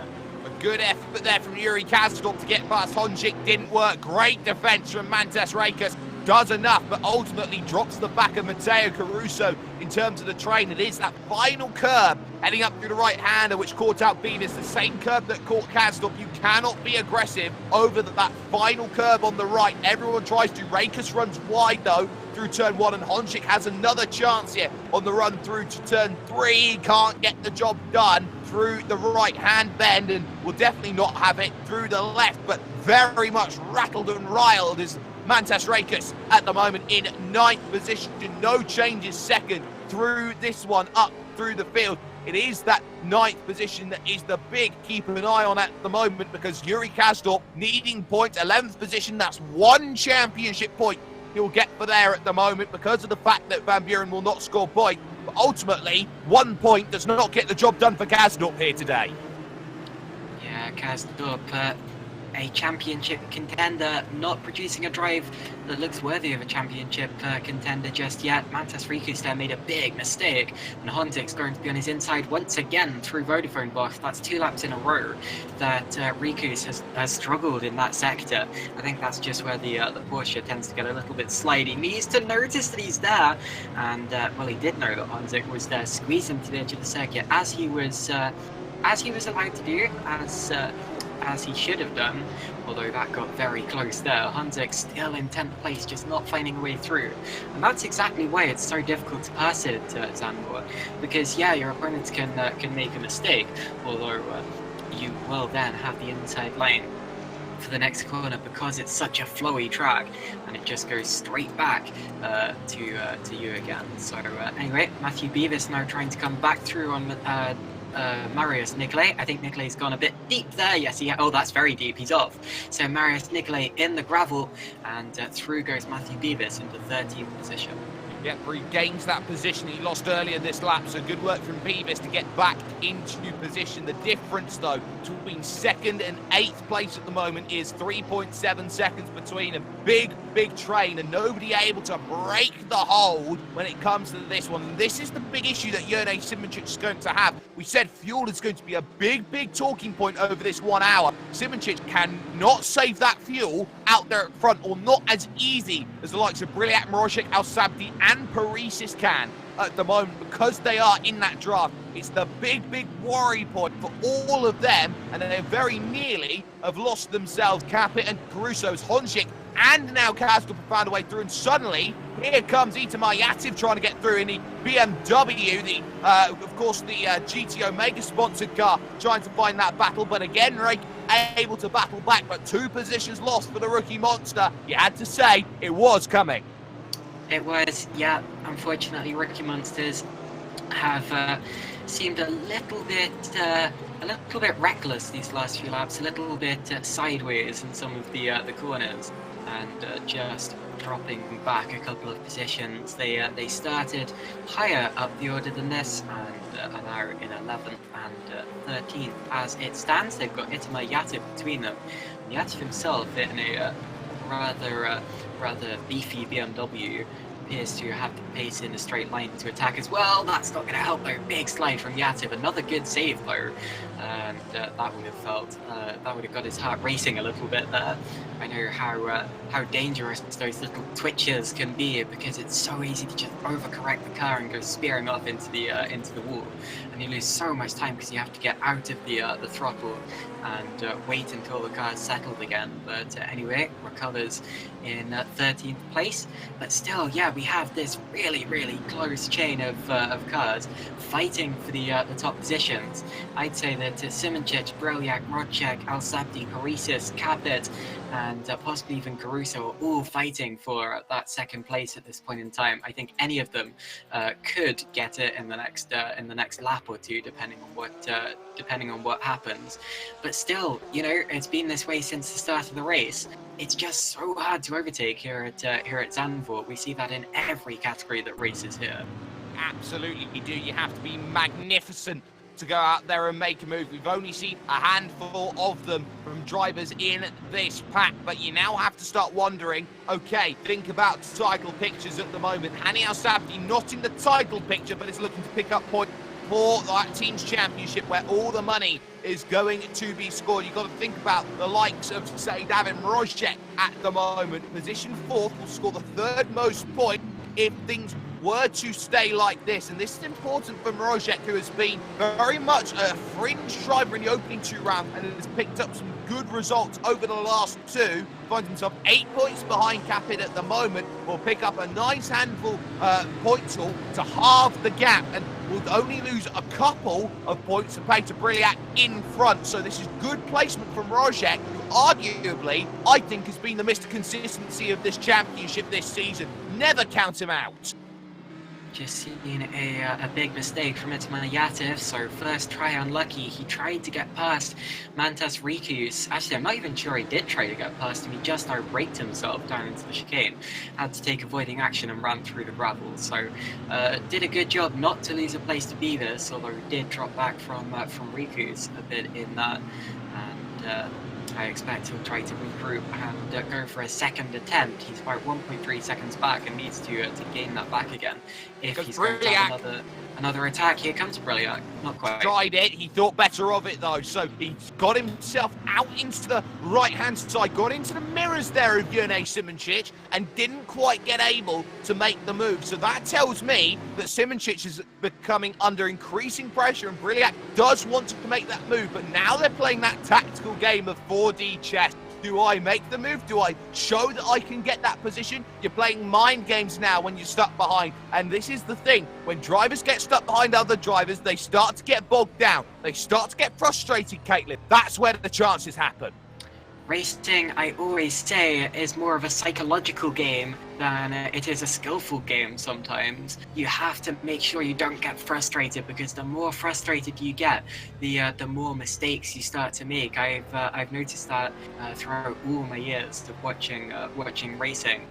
And as a result, sometimes you'll see that it's much better to be in a defensive position than an attacking position, because you feel faster when you're behind the car in front, but also you get so frustrated when you can't find a way through. And here at Zandvoort, you just have to, as the car in front, keep cool, sit on the racing line, and the driver behind will really struggle to get past you. I found that in a classic Formula 1 race that I did a while ago, where I had a clearly faster driver on my tail, who just couldn't find a way past me. I held him off something like 36 minutes, because all the while he just couldn't find a way through. Now another little look there from Peter Briliak, but yeah, of course, the more he does that, the more that Simoncic knows his intentions, knows where he's strong, knows where he's likely to go for the move, and the more likely he is to cover him off. So yeah, really, it's a psychological game at this point in time. Briliak has to keep putting the pressure on Simoncic, making him feel under pressure, making him feel like he has to keep pushing and possibly overstep his limit, just like he's trying to do there. But at the same time, if he really is going for those moves, just can't let it get the better of him. No, he certainly can't. This has a very big street circuit feel to it. You spend lap upon lap sitting behind drivers trying to get through. As off goes one of the rookie monster cars. It's Mantis Rakus at turn number 1. He drops behind his teammate Matthew Beavis, and Itamar Yativ as well was under pressure, ran a little deep, and just like that, Rakus struggling with the braking zone once again in the Porsche, drops a couple of positions. Has to be cautious about that fact. But back to Simoncic, Briliak, Mrozek, Al-Sabdi, Parisis and Capit as well, all in that train. They have dropped Matteo Caruso by about a figure of 1.3 seconds in this one. Capit is barely hanging on to the back of Jim Parisis, 8 tenths only, still able to keep the draft, and that is what is keeping Risto Capit in this one at the moment. Has never, I think, has shown the pace to go out there and truly win a race, except for Virginia, which was the only race this season that Capit has found a victory. And ultimately, it is again consistently finding good finishes where Risto Capit finds the points. I've noticed that the Rookie Monsters cars just aren't set up to their drivers' likings. Always we see a bit of a mistake from Parisis there, but he gets away with it. But yeah, in the braking zones especially, the Porsches do tend to just slither straight on if the driver doesn't get it spot on correct. And that's probably something to do with the balance of the car that they haven't got right. Maybe the braking bias as well. But yeah, it's been very much a case of 1 step forward and 2 steps back every single time, because the Rookie Monsters, they do seem fast when they're not making mistakes, and they do seem able to pull moves sometimes, but as soon as they do, they just make a mistake and slither back, and that's why they're now running in 12th and 13th positions when they started 10th and 11th. They were even higher up than that at the start of the race as well, due to a few mistakes from drivers in front of them. But yeah, just too many mistakes from those Rookie Monsters drivers. And I'm not sure whether it's probably to do with the setup of their car. I'm not sure whether it's the Porsche as a whole, because we do currently have a Porsche leading this race by 12.6 seconds, although that Porsche has a Rudy in it. It does have a Rudy Van Buren in it, and that often makes it a lot quicker than many other Porsche I tend to see and I tend to find when I keep a lookout on the sim racing landscape that normally goes on. Van Buren in complete control at the front of this field ahead of Jurnej Simoncic, Peter Briliak, Mrozek, Al-Sabdi, Pari and Capit at the moment. And it has seemed to me like these drivers are just happy to sit play that waiting game just a little bit longer. And this is where the next question comes in. Bonus points, fast lap bonus point, for example. Who can actually put themselves in prime position, go out there and get as much as they possibly can, because for the time being, when you've got 6 vehicles, or 5 vehicles in this case, all in the same train, it's going to be so tough to find that small little bit of improved gain of faster laps. So we'll see how that plays out in the long and the short. But once again, it seems the case, nobody in position to go out there and attack. Closest in the train, though, is Hani Al-Sabdi, all over the back of Mrozek. No surprises with that. It is, of course, Mercedes versus Audi. That Mercedes so quick in a straight line. Into the pits comes Alaric Enslin, so I think he's probably misjudged his fuel. Either that or well, it's an early stop, so it's not so much that he's realised late in the race, oh, I'm running out of fuel. I think maybe this is planned. Maybe he thought that they weren't going to be able to make it, and a mistake from Al-Sabdi. Al-Sabdi is off the road. He's got it all wrong through Scheiflag. He tried to brake while on the grass, and through the gravel he goes. Through into 6th place has gone Capet. 7th is now Caruso, and Hani Al-Sabdi is going to be beating himself up over that, I can imagine. Well, he certainly can. He just pushed a little bit too wide, tried to correct it as we caught that on board with us here at World Pro Racing. Did well to save that as much as he could. So Al-Sabdi pushing too hard to try and get aggressive with one dab in Mrozek. Suddenly he finds himself backfiring back down into 8th position. A bridge now between the divide between Matteo Caruso and Jaroslav Honjic. They're in 9th place, so that's going to give a little bit of life to those 2 Aston Martins who are going to try and push themselves back in, the likes of Kazdorp and Honjic, trying to bring themselves back into contention. It does mean now that it is effectively a nice little procession at the moment as Briliak again has a little half look down into turn 1 against Jurnej Simoncic, so it's in 2nd to 5th. It is Avid Chronic, followed by Edge, followed by Avid Chronic, followed by Edge. They are the most consistent and currently the 4 quickest drivers, apart from one Van Buren in a Fanatec red line. Yeah, it's almost a Noah's Ark formation. It would be if Mrozek was able to get past Briliak here. I think it's more likely that Briliak's going to get past Simoncic and make it a double Audi sandwich between the 2 Aston Martins. But as they fly through Scheiflag again, still Simoncic just using as much of the road as he can to make sure that there's no gap for Petr Briliak, to make sure that he keeps the car smooth and clean. And that's the line you should be taking at this point in the race, especially if you're in Simoncic's position and you've got a chain of cars following you. Really, you've just got to imagine that they're not there at all and drive as if you're just going on a nice casual Sunday wonder, or Saturday as it is now, since of course the race is not held on a Sunday. But anyway, through the Arie Luyendyk box, this is where Petr Briliak needs to be setting his car up for the long straight, because this is pretty much the only overtaking opportunity on the lap, and you need to be absolutely perfect out to that final corner or have the car in front of you make a mistake. And you just see there that due to the acceleration zone, you can't really get close enough to your opponent to benefit from the slipstream that much. You certainly can't get alongside them into to turn 1 unless something drastic happens, and the train continues. Train does continue, and all these drivers now just sitting and waiting at the pace of Simoncic, which is not going to be part of the plan. And a lot of drivers stuck at this point. Al-Sabdi stuck behind Matteo Caruso. Yuri Kazdorp for the longest time stuck behind Jaroslav Honjic, and we've seen it so many times around this Zandvoort circuit. We've seen it in series like World's Fastest Gamer. We've seen it up and down and all around, and every which way we've looked. It is so difficult to go out there to get what you want, get what you need in terms of an overtake and make it happen. You are practically sitting and waiting for the one moment where you can see a mistake and go out there and make a move, and these drivers know it. They're hoping to find it, but of course these are some of the best operators when it comes to a field like this. It's so difficult to find the mistake from these drivers. We have seen very, very few from them so far. 25 minutes out of 60 scored complete at this point in time, as still it is a case to be made of who can make a move. Kasdorp the closest out of anybody at the moment, just unable to get anything on the actual vision car in front of Yaroslav Honjic.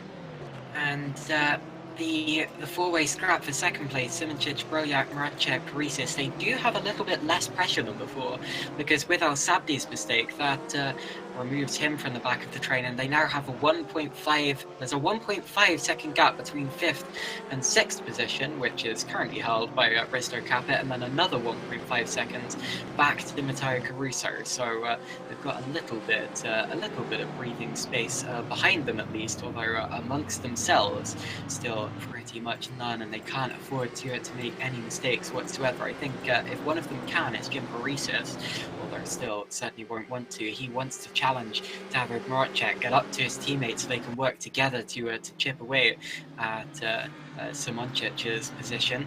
But anyway, yeah, and then of course you have Yuri Kasdorp and Yaroslav Honjic still fighting over 9th place. Caruso and Al Sabdi are actually close for 7th. Of course, that's due to Al Sabdi catching straight back up to him after the mistake. I think Al Sabdi clearly the fastest driver at this point in time, but just no way through. So it's this sector here where he is at his strongest compared to that Aston Martin. And another fight that I've been keeping an eye on as well is Rikus versus... Oh, and Scott Muscat's gone! Sheldon Scott Muscat, big save! Although has to slow the car down into to first gear, though. He's going to lose a lot of time. Might as well not have saved it there, but anyway, Sheldon Scott Muscat, who will now have absolutely flat tyres, was on the back of Nicolay and Rikus. Nicolay and Rikus actually went side by side at the start of last lap. Rikus just able to hold on, although he seems a little bit skittish at this point in time. But nowhere near as skittish as we just saw Sheldon Scott Muscat getting. Now Petr Brylyak forcing Simoncic to go defensive into turn 1.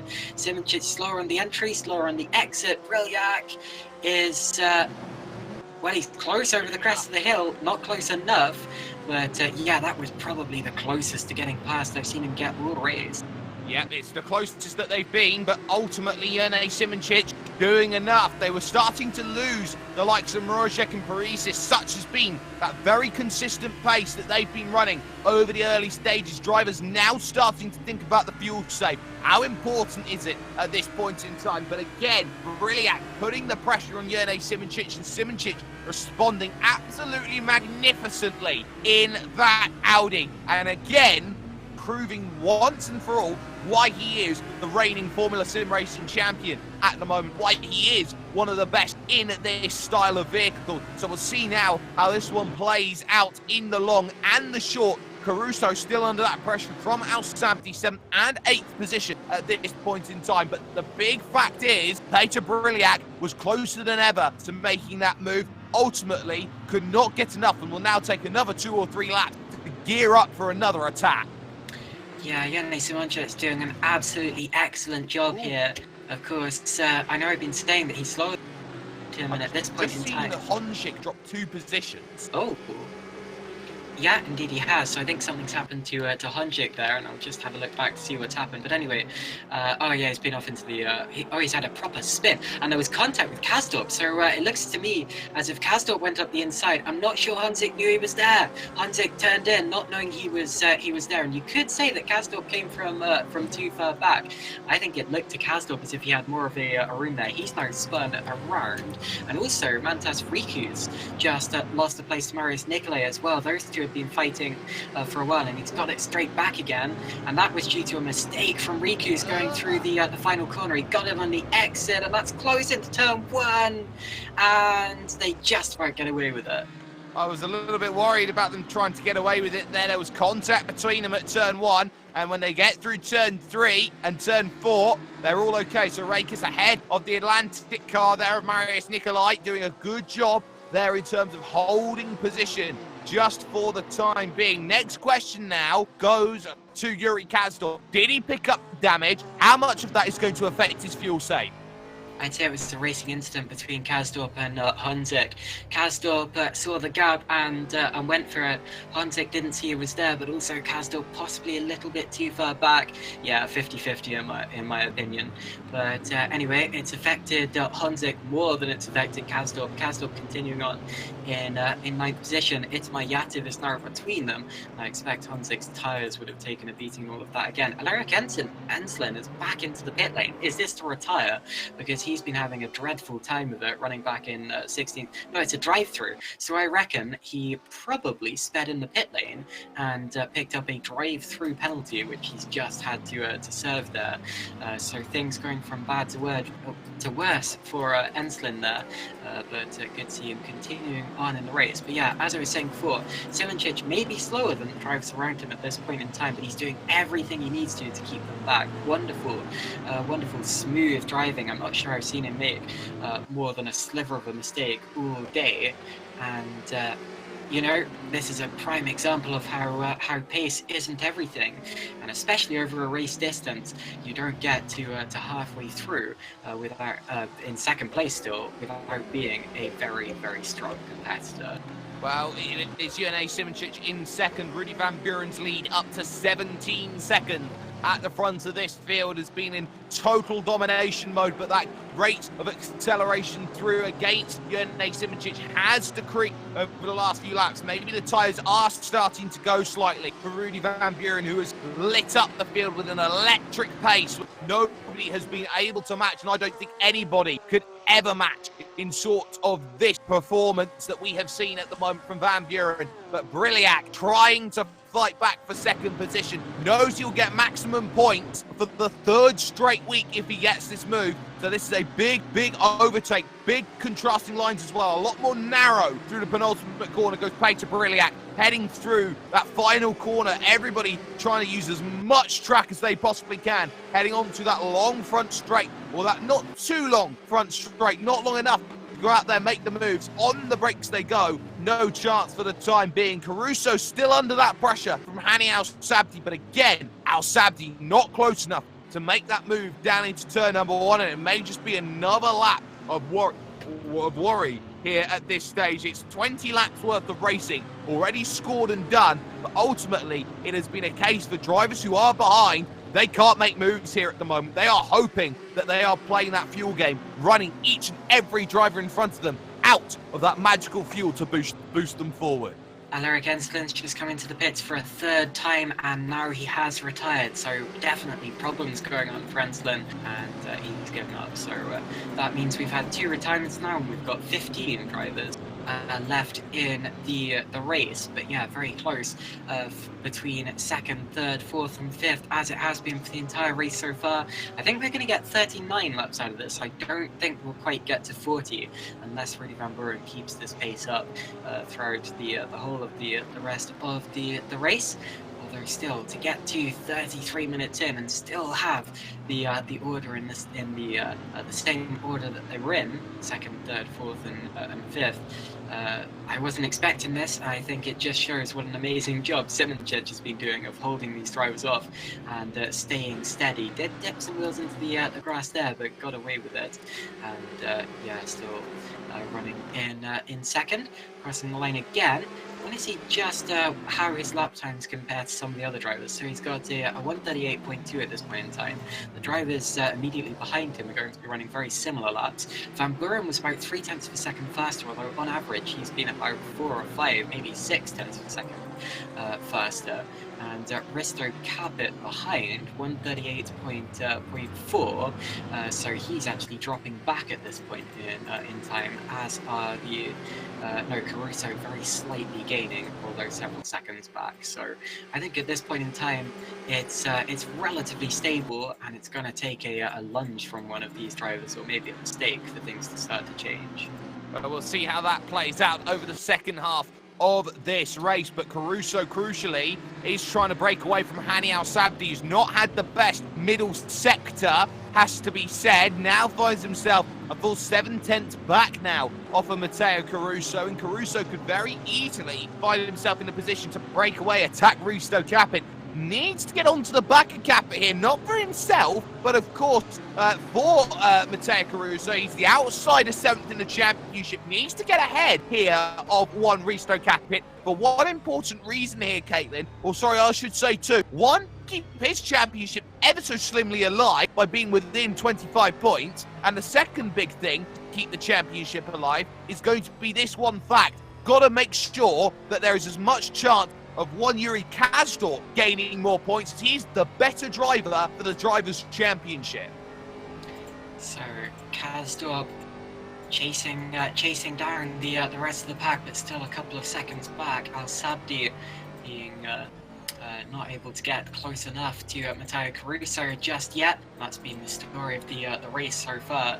I'm still expecting Brilliak to try something in the next few laps, because he is right on the tail of Jani Simoncic, and yeah, he's been that way for a while. But you don't get that close to your opponent and not look for an overtaking maneuver. I reckon he's been on full attack mode for the last half an hour, potentially, probably more like 20 minutes, but still very, very close through the shy flat corner there.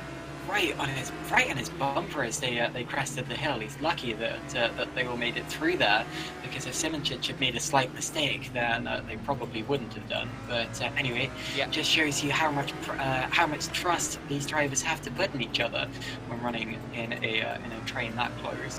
Well, I've seen it 4 or 5 times. Peter Brilliak up the hills of the dunes has been really close to making a move, but you can really not make a move up at Shivlak. You need to be commitment plus if you want to try and make that one happen. The subscription service to commitment, and not many drivers find themselves with that in their back pocket. So that may be something that Brilliak breaks out the 50% moves, the 20% moves, but he does know that for every move there is an equal and opposite reaction. Live stewarding, of course, in this series, which always does make the difference. Can't go for those 20% moves, knowing that you could be penalised a whole host of time and positions. Another look to the inside from Brilliak. He was definitely nowhere near making the move on one Jurne Simoncic that time by, but he's trying to now play that mind game once again. I can make that move on you, Jurne. You know I can make that move. It's just a case of where do you go and look for it. And again, leaving just under one car's width into turn 4 is Simoncic, making sure there is no chance that Brilliak can go and make the move.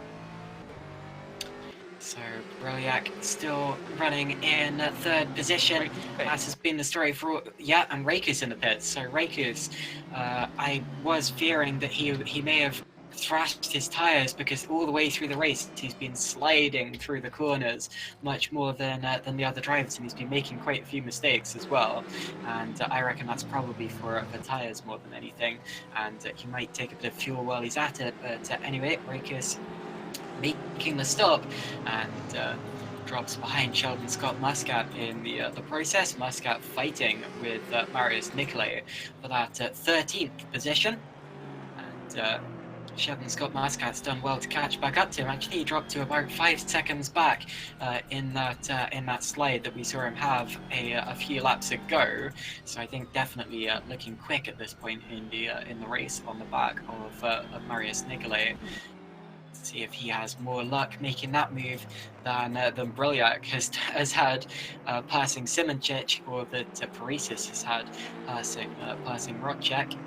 But we're now on to lap 25 of the race. We've got 20 minutes remaining, and still it's Van Vuren, followed by Simoncic, Brilliak, Rocek, Paresis, Capit, Caruso, Al Sabdi, and Kazdorp, and then Yativ, the top 10. But actually, Jaroslav Honzik looking pretty racy on the back of Itmar Yativ as well, hoping to get into the top 10. Well, it's going to be a tough challenge here to make the move for Jaroslav Honzik. Has done it once already over Yativ, or I should say that was, of course, going to be Yuri Kazdorp. So maybe it's another turn for an Aston Martin to go and make that move. That grey Aston Martin there in Actral Vision colour needs to find that move on Yativ, but not close enough just yet to make anything worthwhile at this point in time. I'm keeping an eye out on Risto Capit as well. Has dropped back a fair bit, and actually may have just dropped completely from server, and that might just be championship completely turned on its head. Oh, you're right, he's gone. Capit's missing. That's it. Yeah. And he's out. So Risto Capit has DNF'd from the race through no fault of his own. He's just disappeared from the order. Also, Sheldon Scott Muscat making a pit stop. But yeah, Risto Capit, the championship leader, will be coming away from this round with no points whatsoever due to his DNF. And that means that I think Petr Brylyak will lead the championship, because Yuri Kasdorp, the other main championship contender, is still down in 8th position as it stands. But also that means more of a chance for David Mrocek, Jim Parisas, and Jene Simoncic possibly to get involved in the championship fight, especially Simoncic, who's still running in 2nd position as it stands. And I'm not sure how the rules work, since Van Buren's only a guest entry. If they finish as they are now, will Simoncic pick up points for the win, as if Rudy Van Buren had never raced, or will he still pick up points for 2nd? I think that's still something we need to be confirmed, but whatever the case, he's going to be picking up a lot of points if they finish as they are now, if he continues to fend off Petr Brylyak. But Risto Capit, what a disaster. Big disaster, one that is entirely unavoidable. It is the engine brake of all engine brakes for a lot of drivers. For Risto Capit, it was one which he absolutely will feel hard done by, and will know that this is the moment that cost him the championship. Very much so. So now you start thinking about, okay, one less rival in the title fight. 18 minutes to go in this race for Petr Brylyak, but he knows Jene Simoncic currently is doing all that he needs to at the moment in 2nd. Get points on drivers in front of me, and he will get all the points on everyone. Remember, he was 14 points back on one Risto Capit coming into this race. He was only 7 points back on one Petr Brylyak. If he does pick up points here, Jene Simoncic, which are equal to the race leader's points because Van Buren's points don't count, then this could be massive for Simoncic. It could be, for him tying the championship lead heading to Le Mans. Sheldon Scott Muscat back in the pits for a drive-through. So that's our 2nd driver today, I think, who's picked up a drive-through for speeding in the pit lane, we have to assume. And he returns to the order a lap down. So the only driver still in the race who is not on the lead lap. And yeah, he's probably going to be kicking himself for that one, especially since he was in a close race with Marius Nicolai before he made that pit stop. And that's all of his chance of a good result gone for today. But yeah, anyway, still running in the order. We have 14 drivers left after Capit's DNF. We had 3 drivers failing to finish so far, because of course we had 17 starters and 14 runners still going, 13 on the lead lap. Actually, Mantis Riku is very nearly going to be lapped. We've got Rudy Van Buren coming around the final few corners now.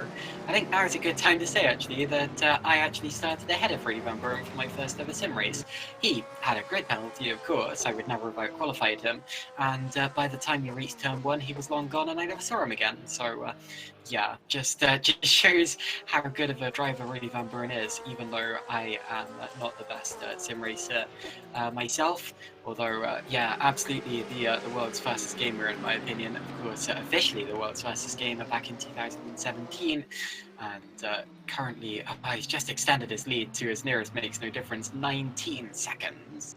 19 seconds says all you need to know about how quick Van Buren has been over the course of this race. The Team Redline, the Ferrari and sim racing, not for strategy, not for where they are at the moment, but for history, for legacy, and for just how dominant they can be on their day. So that is why Team Redline are often considered the Ferrari of sim racing. A very early 1950s Ferrari, sort of 51, 52 style Ferraris if you're talking about the Formula One World Championship. But you look at the battle, 2nd, 3rd and 4th, and suddenly Mrocek is coming alive.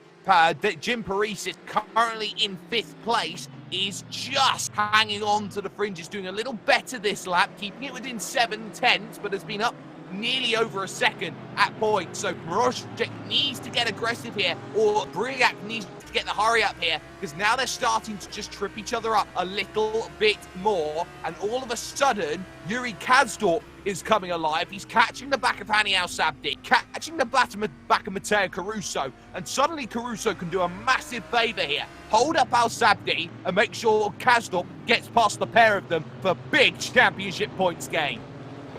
Good, and we've seen team strategies like that all the way through this series so far. Although Caruso and Kazdorp not often that close on track.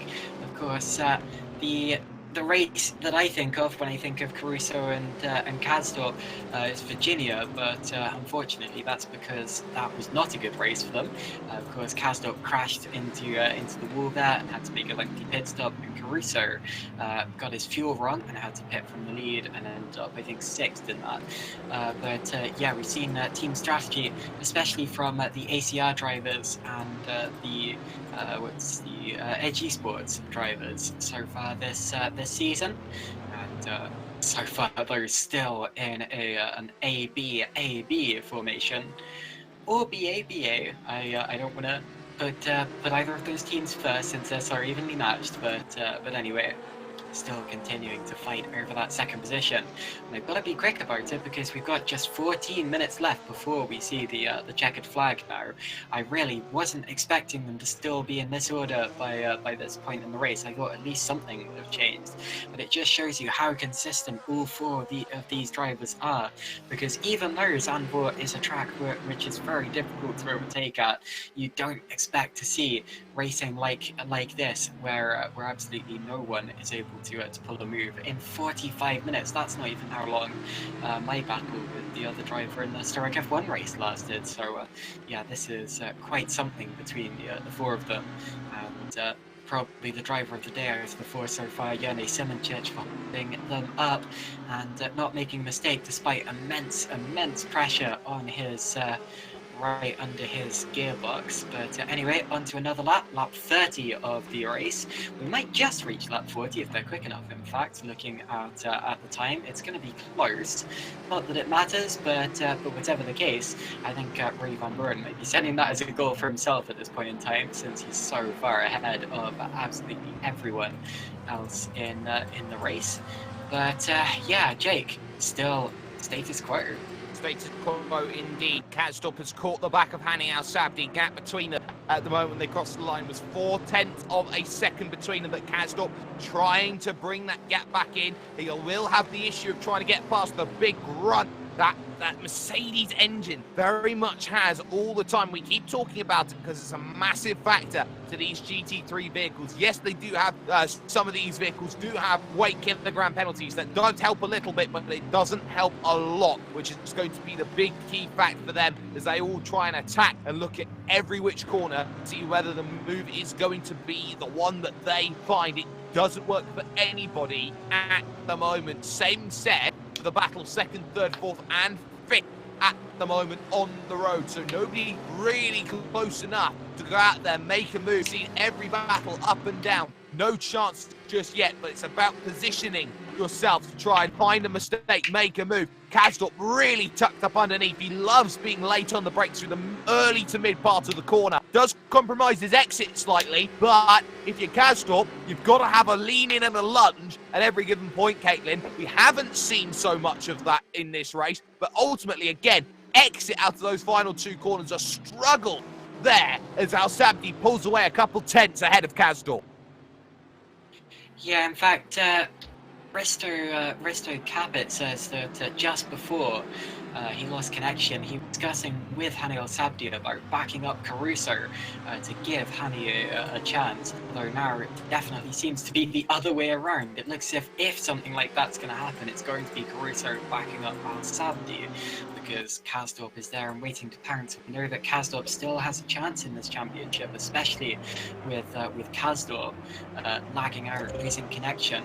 So these two continuing to scrap, but through Scheifele, you see how difficult it is to follow the car in front. getting over the grass there is Kasdorp very slightly. You see just how much he's pushing at this point in time, and I'm surprised that Caruso is giving Al Sabdi quite as much breathing space at this point in time. There's still a little bit of clean road in front, because I think at this point in time, with Paris 6 seconds up the road and just 10 minutes left in the race, they know that unless something drastic happens up in front, they won't be able to challenge.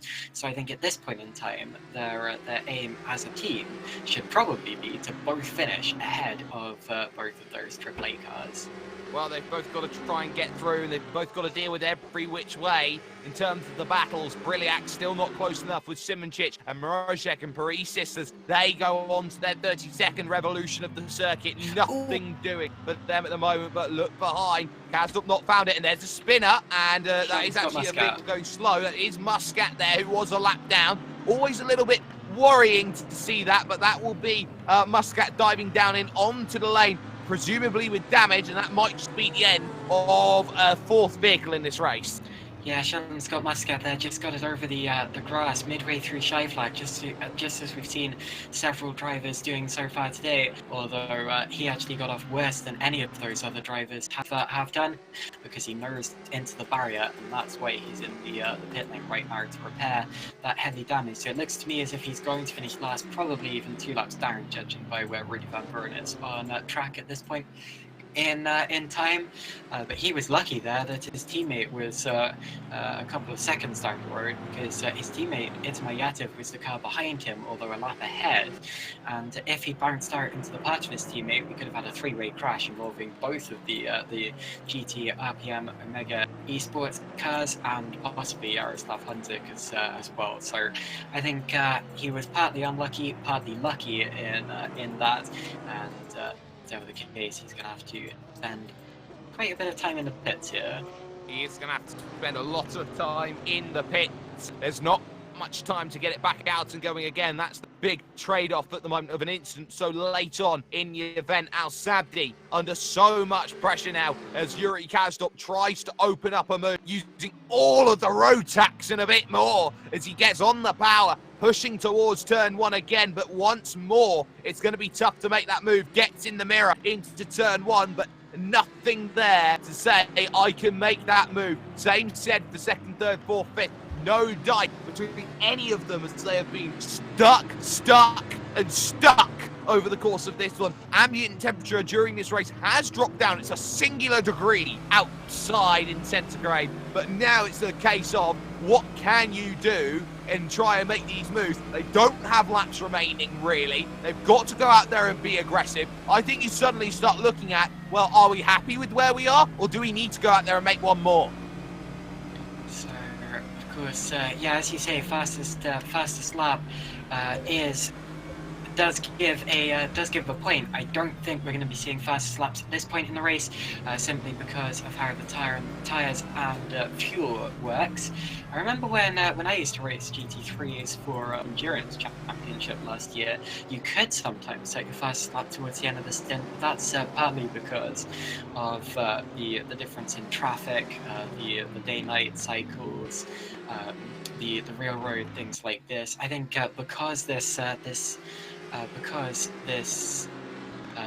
because there's not been too much traffic in this, because the track has stayed relatively stagnant, I think there's not really going to be much chance of improving that unless you make a pit stop. I don't think Sheldon Scott Muscat's going to get it, unfortunately, back to him, so I think we can probably forget about first lap at this point in the race. And I think, if I remember correctly, Rudy Van Buren has already sealed that. Just information coming in, and it is the car 60 and car 39. No further investigation between those two, so that will be Yuri Kasdorp and probably Yaroslav Honjic for the incident that happened earlier on. So both of them managing to get themselves involved in incident, remember, earlier on in this race, but No further action needed from the stewards. Yuri, you've got full license. Go out there, attack Hani Al-Sabdi in the final 4 odd lap that you have left. So this is going to be a tough challenge.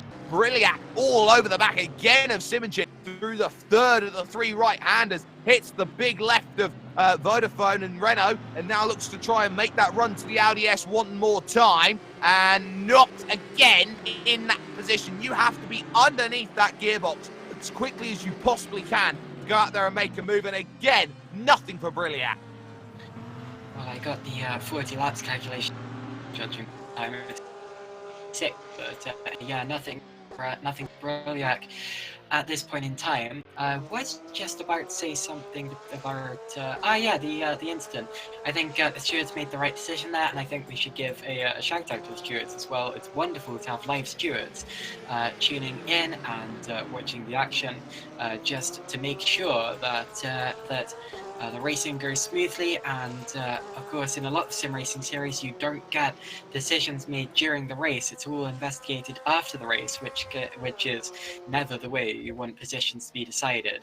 So yeah, it's fantastic to have live stewards on board with us as always, and they do a great job. So shout out to George Muscat and co.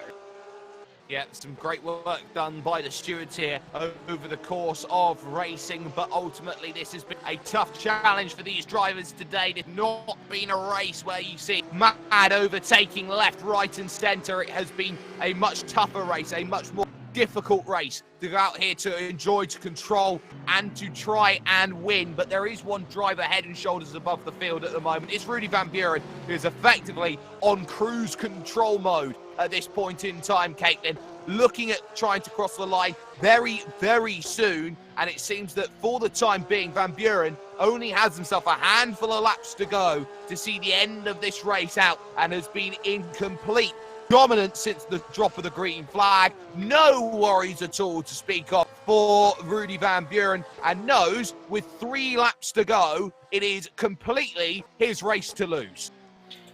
Yeah, possibly speaking a bit too soon there, but he does have pretty much a 20-second gap now back to Yanni Simoncic.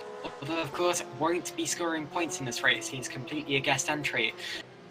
I wonder if that means the fastest lap point is going to go to the second fastest lap, since Rudy Van Buren, of course, has that fastest lap, but is ineligible for points. So I'm not actually sure who's going to score the fastest lap point at this point in time, or if there's going to be a fastest lap point handed out at all. Not entirely sure how the points are going to work here, but anyway, I'm sure we'll get that all sorted out, and the championship will still be just as fair. Of course, they're all in the same boat, so it's not as if this makes it unfair. But anyway, the race continues, and as we have just a couple of laps left in this race now, I think probably just 2 more, if that, after this lap here.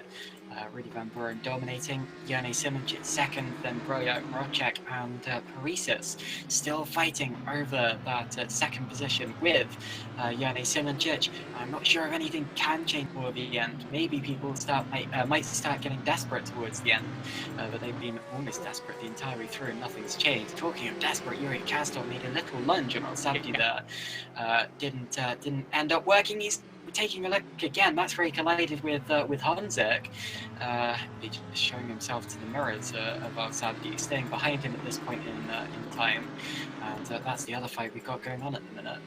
It is that other fight got going on, and ultimately it seems at this point that it's going to be mighty close between them. Kastor trying everything to get around the Hani Al-Sabdi, but nothing doing at the moment. Through the right there, the penultimate corner, and now the final one, and this is probably one of the final few chances Kastorp's going to get. He's starting to look at places you don't normally make. You can see he uses all of the track on the exit as well to try and pick it up, but again, that power to weight ratio becomes crucial. Is there a lunge down the inside this time? No, again, using that parabola of the opening corner. Good enough for Al-Sabdi to hold on, maintain position ahead of Yuri Kastorp, and that has been the key here to how you defend at turn 1. Wide line, use the banking to your advantage, and then you can roll yourself through the corner the same way you could a Nürburgring carousel and hold on into position. Rudy Van Buren, absolutely sensational at the moment at the front of the field. Simoncic starting to break here. Peter Briliak's spirit as he starts falling back. That gap now 0.8 of a second between, and these drivers have that mutual respect and understanding that this one is just a little bit too far out of reach for them. Van Buren making his way through the penultimate corner, and one more corner to go. It is going to be mighty close over the line. There is the timer expiring, and Redline have themselves an absolute superstar. World's fastest gamer picks it up again. Rudy Van Buren wins at Zandvoort in a fantastically dominant display. It will be Jurnej Simoncic who will come home to the line in second position as he makes his way through the final corner. Maximum points for him as he now looks at the finale in 2 weeks' time and has himself tied on points at the top. Briliak third, Mrozic fourth, Parisius fifth. Will be incredibly happy about the way that worked. Yuri Kazdorp, though, in 8th place, cannot chase down Hani Al-Sabdi here in 7th, which means that Kazdorp has a lot to do at Le Mans, and so do so many other drivers in the final stages of this championship, and it is all to play for once again. But dominant display once more from Rudy Van Buren. He is world's fastest gamer for a reason. Totally. Driver of the day, Rudy Van Buren, just utterly dominant. Just, you can't match Rudy Van Buren on a good day or on pretty much any day, and that is an example of why he's considered world's fastest gamer. I personally believe that no one even comes close to him. But yeah, Jurnej Simoncic, very, very wonderful second place as well. Held off Briliak, Mrozic and Parisius the entire way through. I'd say that Jurnej Simoncic deserves that award almost as much as Rudy Van Buren does, and actually passes him out on the slowdown lap. Mattia Caruso fifth, and then of course we have the drivers coming across the line after the top 10. Matthew Beavers has just finished 11th, and then Nikolai Rikus and Scott Muscat round out the field. And shout out to Scott Muscat, despite the accident, did manage to make it to the flag, albeit 3 laps down. That's better than giving up. He will pick up points for that. Well done to him. Very sportsmanlike. But anyway, I'm now going to hand over to Jake Sperry, who has some interviews for us. I certainly do. Rudy Van Buren picks up a dominant race victory, very eager to get into an interview with us. Rudy, first and foremost, you come in as a guest, you look at some of the drivers. Yes, they are mainstays here of the rFactor 2 scene. You look at them always up there, always pushing, always trying to do their best, but you just put a masterclass there together for yourself there. 20 seconds plus for a race victory, over half a second in qualifying. Just how on earth do you do it? That's the secret of the chef. I enjoyed it. It's been a while that I did a race in rFactor 2. Just feels like good to be back, to be honest. Obviously, after the whole world fastest gamer and the real life things going on, my activity league race wise has been pretty much bare minimum. But when I got told about this race and I saw the driver lineup for it, I spoke to Justin and I was like, can I do a guest race? Because I've got time to do so. Well, I enjoyed myself. Let's keep it at that. Well, a big enjoyment then in terms of the way that your race was run. But let's talk about then just how difficult this race was for you, because leading at the front of the field doesn't necessarily have the same position as it would, say, for other positions in the field. It's not a case of having to deal with the drivers behind, but more dealing with tyres that maybe were going to go off at certain stages. You built up a lead. How did you manage the car through the mid to late stage of the race? Well, the tyres were the difficult thing. I think from my position leading into the first corner, I could at least exploit the car to its full potential off the start. Obviously make a big gap early on. I think it was the first 15-16 laps that it really made the big gap. And then the tyres went off. Obviously cars are different. Some of them are more in favour end of race, beginning of race, and I think Porsche was clearly in favour in the beginning of the race. That was the strategy as well. I figured to just run as far as I can early on and then see if it's enough when tyre deck really hurts the Porsche towards the end. But as you can see on the gap, it was around 20 seconds, kept it there. Well, and for the drivers listening, I had 27% on the rear left, make it more complicated. So the tires were shot, but it was good. It was good. Well, you certainly had a lot of fun. You gained time all throughout that race. But let's talk about Team Redline for a second. It's the first time I've had an opportunity to speak to you since you have joined Dom Duhan's team, and all of the legacy that goes around a team which doesn't just fight on the rFactor 2 platform, fights on every platform around the world. In terms of the vision that Dom Duhan has, and joining an illustrious list of drivers and champions across all series that he seemed to find, likes of Hutu, Haas, you've got the likes of Norris and Van Gisbergen and so many others. Just how important has it been for you to join a team with such legacy, such history, so rich in terms of how sim racing now builds itself up for the next stage of global development? I think teamwork makes the dream work. You need good guys behind you to be successful in any race you enter. Doesn't matter what platform, game, or anything.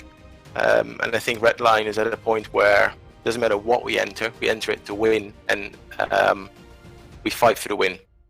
You can't win them all, but at least we're always in it to win it. And well, you named plenty of the drivers, and there's probably half of them more who just help to that team we've got, and we're lucky we've got plenty of real life racers with us as well. Brings good attention, also motivation to anyone in the team, to be honest. If you're racing Max or Lando, you always something inside you says, I want to beat the real driver, which then boosts them and all the way around. So we just got a really good group of people, and tonight showed. Well, tonight certainly did show for you. Rudy Van Buren, decimation of the field. Shout out sponsors. Who gets it done for you at Redline? Oh, don't put me on the spot with that one. I just say Dom. Well, no. You're not going to put me on the spot with that. I'm going to get my list. Oh, well. But the main two are Fanatec equipment and obviously field gloves. Well, of course, those are the main two. Rudy Van Buren, fantastic result for him. And ever the enigmatic picks up a huge race victory. Jene Simoncic was the driver who came home second, stood by with Caitlin Penny. So, Jene, you had some pressure on your tail the entire way through there, but you held on. How tough was that? Yeah, with the way these cars behave, of course you can see the trend. So Audi can do something good in qualifying, and then in the first laps of the race, it falls down the order like a stone, and in the end it comes back. So when I see how difficult it was to achieve the same lap times in qualifying as the Aston Martins, I knew that, okay, either I get pole or I'm gonna drop off in the race completely. And in the last attempt, fortunately, I managed to get it, and then it was just about saving the tires, pushing out of the two corners that led onto the overtaking spots, and it was just enough. But yeah, of course, Zandvoort quite difficult track to like first to overtake and second to do consistent laps. I don't really have much experience with it, so yeah, of course it's tricky. But in the end, we managed it. It's a great result for our team, also with David coming 2 places back. But yeah, of course, I'm sorry to Rudy and to Redline for not offering any resistance. But the only strategy that could put us in the best possible place for the race finish was to just save the tires like crazy. And then, of course, I hadn't expected that pace from the Porsche. So I was at some point, oh no, maybe we have extra lap to do. So I then started to save fuel and save tires, and then Peter started to pressure me. So yeah, oh dear, it was quite crazy. Well, whatever the case, you ended up finishing second, and of course, with Rudy not being eligible for points, that I think points-wise makes that your first victory of the season. And with Risto Capit retiring as well, do you feel that your championship might be back on, and is that your aim? Yeah, I don't know. I thought that Sebring and Le Mans would be the worst tracks for Audi, but it turns out that slow corners are actually the worst, so I don't really know what to expect at Le Mans. but for sure we are in much better place than we expected. At least I expected to be after the first race, so I'm quite happy about the result. Well, it was a really good result as well, and very, very smooth. But yeah, very, very well done, and congratulations on your podium. Just quickly, for the ACRs as well, who gets it done within your team? Who gets it done? What do you mean? What I mean is, who do you want to shout out? Who do you want to Okay. thank? Yeah, Sorry, of course. Clear. Of course, in the first place, the best gloves in the market are Abruzzi gloves, so much more durable than the field gloves that Rudy mentioned. Sorry, I have to say, but yeah, thanks to Abruzzi, and thanks all my teammates to cheering for me. And also, I have to quickly go because I have 12 hours race in the process. Yeah, so that's I have okay. To, Good luck with that, Jenny, and we'll see you later, because we now have the challenger, the third place finisher, Petr Brojak, standing by with Jake Sperry. Well, I will say that for all of the nice feel that Abruzzi gloves have, it seems that field gloves make you 20 seconds faster, if anything is that to go by. But Petr Brojak, third place finish for him. So, Petr, let's just talk about how difficult it is to overtake, because it seemed for forever and a day you were looking every which way to find a move. You were quick up into the big right at Shivlak. You were looking at maybe the Audi S as a place to go and make some moves, but it just seemed like there was no opportunity open for you against the sturgid defense of Jenny Simoncic. Yeah, it's a shame. I think I messed it up in qualifying. Should have really done like a 0.3 or something, or 0.2. But yeah, I was worried about that as soon as I saw that Yene beat me in qualifying. That it was probably hardly possible to overtake. But you know, in hindsight, maybe I should have pushed a bit harder in the beginning, because I was saving fuel, expecting when I saw Rudy's pace that we'll make like 38 laps at least. So maybe I could have gone a bit harder there. But yeah, last corner was so difficult. By the end, I had no fronts left.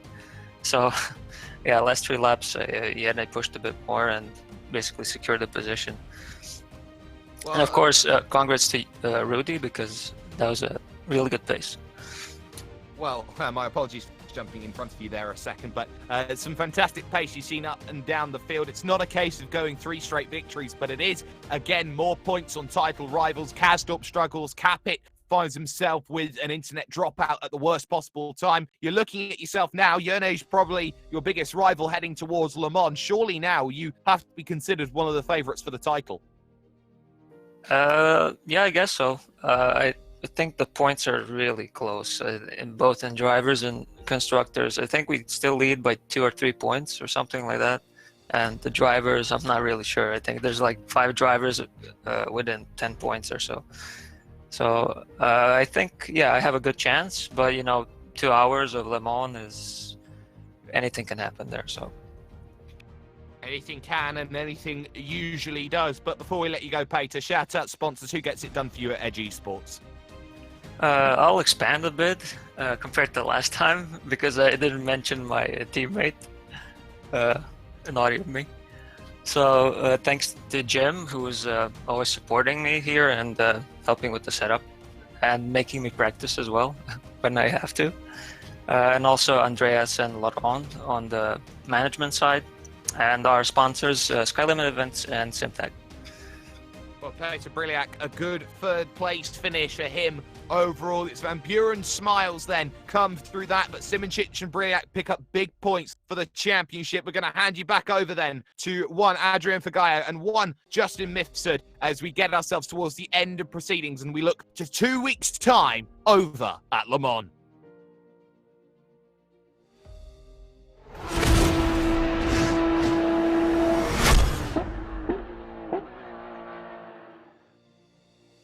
What a race. Yeah, what a race. What a race. I mean, Rudy was like... yeah, it was like, I don't... don't know how to explain zone, it. you know? Yeah, you know what? Why? Because we've been told about the ballast and not ballast, and it's not fair. And, you know, the Porsche was one of the underrated car in fact, I mean, without offense to the rookie monsters, they did very well when it was raining.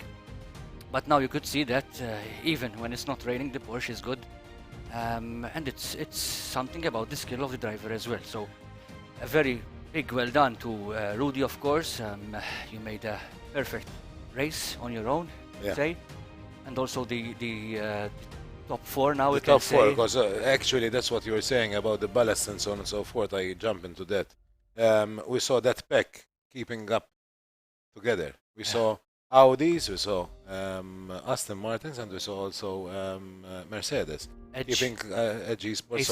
So I'm talking also about the cars themselves. So we saw that the performance of the cars it's quite balanced on this track, because obviously enough it's a track which is quite good for a majority of the cars themselves. So I think also it was a pity that even the Corvettes who were part of this championship didn't compete due to the reasons of these ballast, which we're saying that it's not fair or not, but they were not capable enough, the cars, not about the driver, to compete in the top 10. I mean, I thought that in this track, especially in this track in Zandvoort, they would have performed quite well. Yeah, I think so. Not only, I mean, even the Corvettes. I mean, the track is not wide. There's not much long straights. So that's very right. It's a track that gives. I think you see all the cars can compete there, and obviously there is the good balance and obviously a good competition between all the cars. We saw that today on track between all the brands of cars that we had. So definitely an exciting race. We saw the front pack from the beginning till the end, you know what I mean? Consistency was stuck together, so all the cars had the right pace. Question, how many penalties did you give? I think I published only one. It was actually not a penalty, there was an incident that obviously enough needed some looking into, and there was no further action taken on it, so because of the situation, how it was, the driver that actually made the move, obviously enough spun how due to the patch, he spun himself and he lost position himself. So, enough, he got self-penalized, so we didn't further his penalty on that. It's good to mention that Adrian and the steward, also George, he's behind the scenes. They are licensed by FIA, so they know quite well, and they have been always like, well, you can say this, how many drivers they come to approach you, why did you do this to me, and why did this, and this one not fair and not fair. How do you from find my decisions? From your decisions, the real life and the virtual. How does it feel for you when a sim racer comes to you, approaching you, or how do they react on penalties with real life as well? I think it's a harsh question. It's a harsh question, but obviously I have an answer for that. Of course. I feel sometimes more comfortable, and obviously I find more drivers in sim racing which are have more sense than real life sometimes. It depends what level of racing you go for. Let's put it this way: when you go in professional racing in real life, obviously enough, it's quite understandable. Drivers do ask questions and sometimes become nervous there, so we understand that. On the other side, in sim racing, yes, we did have questions, but as soon as we answered, it was like very decent discussions. Yeah. And obviously enough, a lot of drivers do ask questions to obviously enough learn. Of course. So that is the best thing. So till now, shall I say, it was very positive experience in these past few years, doing it also in sim racing. You did quite a lot of races, not just drifting, even Lamborghini. Yeah, we did a lot. So I mean, it's not something just to be. We are very proud of having, apart from Adrian, is a partner of World Pro Racing as well. It's good to have a real life and a virtual experience from people coming from FIA, since it's the higher authority highest authority of safety and stuff like that. So it's good to have something like that in sim racing. Why? Because the virtual racing is, most of the top drivers are going into the real life. Yeah, sure. I should say yes, it's also a good experience and a good training session doing virtual. Because obviously enough you encounter also situations that you don't encounter in real life. Or to date I didn't encounter in real life. So it's a help, and it's a training curve, it's an experience even for track events. So apart from learning, apart from obviously having fun. Of course. Ultimately it's having fun. And being right with everybody, it's a learning curve which definitely I appreciate and I really enjoy doing. Great. So a very big thank you to all our helpers, not just helpers, they are part of World Pro Racing. I was in the broadcasting along with Nathan Mifsud, Miguel Enriquez, Nathan Vella, and also Adrian was stewarding as well, race director, along with George Muscat as well, stewarding the race in coordination with Adrian. All the supporters, all of you guys who've been watching us since the beginning of our project in sim racing. Back then it was Sim Racing Malta in 2017, and now we are here as World Pro Racing. As you have seen, the business is growing. I mean, we're getting more professional. This is thanks to you guys, because you are competing in our events. Yes. Thanks also to the viewers, because the viewers makes our sponsors happy. The last but not least, you just mentioned it, we would like to thank all our sponsors, especially, obviously enough, Enemed sponsoring this particular championship, and all other sponsors, Visit Malta, Gaming Malta, and the rest that support World Pro Racing through the years. You can obviously, we ask you to support them back, and obviously that helps us and to be... something why we are live here, because Melita is providing us our 1 gigabit connection, which is I mean, smooth. So we cannot say anything bad about it. We're very honest. We cannot say anything bad about it. I mean, we've been doing the live streaming this past few months since the GT3 Masters has been launched. So we'd like to thank everyone. We have an event coming up on Saturday, 7th December. Is the 2 hours of Bathurst with the BTCC cars. It's fully booked already, so you cannot participate. So feel free to join us. We will upload the broadcasting link, so you can set your reminder. And then we go to the last round of the World Pro Racing GT3 Masters. You will buy Enemed. For that we have the first round of the V8s. Yes, of course, I forgot that. Yes, we have the V8 Championship. Which is in collaboration with Wave Italy. That goes on the 17th of December. Then, as Justin said, the last round of the GT3 Masters fueled by Enemed on the 21st at Le Mans. On the 31st of December. Yes, 21st. Not 31st. 31st, probably everybody drunk. Don't drink and drive. It's important. That's right. Thanks to everyone. Thanks, Adrian, George, and all the family, our wives, because it's so hard. People tell you, listen, you're working in esports. Wow, you're playing games. Yeah. We don't play. We don't play. We don't drive. Just test the cars, take care of our team. And events. a lot of other it's very important to register on our World Pro Racing, on our website, worldproracing.com, as a driver, because from next year we're going to have casual races every Wednesday, championships throughout the week, and the weekly program on every Monday, as you probably know already, coming up with updates, and a project which we're launching, which we launched, soft launch, which we didn't publish it yet, it's online, but we will launch it on Monday. Yeah, coming Monday. Coming Monday we launch a project which will continue helping the sim racing scene, not as World Pro Racing. As World Pro Racing, we don't see any competitors. We help each other. We work along other companies if needed. We just want to grow the sim racing community, have professional events like we're doing. Hope so for you. I hope you enjoy them. And that's basically it for now. Thank you everyone. Thanks to all our helpers. If there are people who are interested in joining us as a team, taking care of servers and creating events, social media, feel free to contact us, and that's basically it for tonight. So thanks to our sponsors. You'll be seeing some advertising now. Yes. Thanks for following, and obviously enough, see you next Monday. Have a good night. Good night.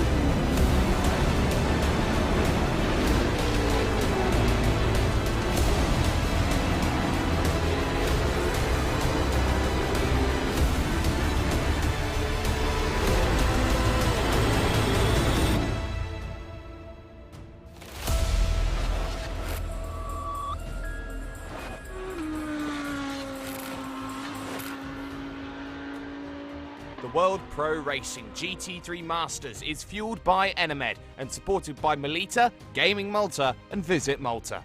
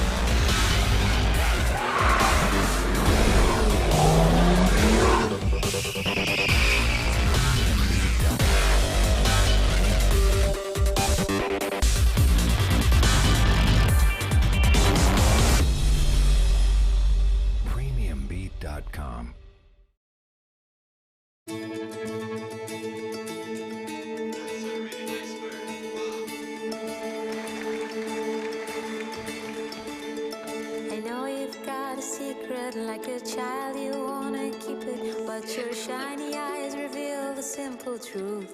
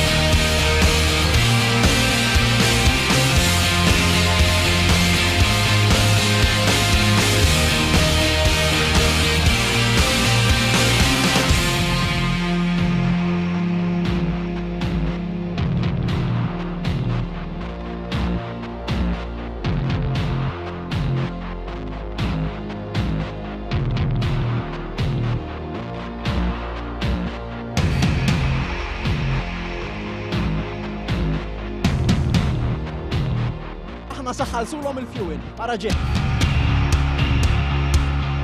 Wara ftit ġranet kellna rebbieħ ieħor fil-logħba tagħna kontra 30 sekonda bil-maqlub.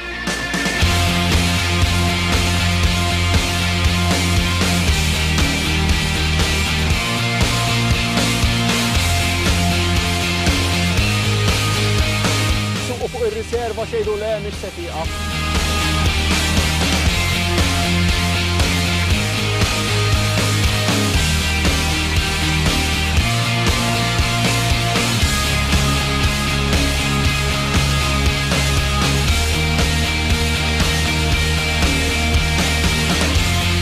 Il-ġimgħa d-dieħla nkunu fuq pompa tal-Enemed oħra nagħtu xi ħaġa oħra.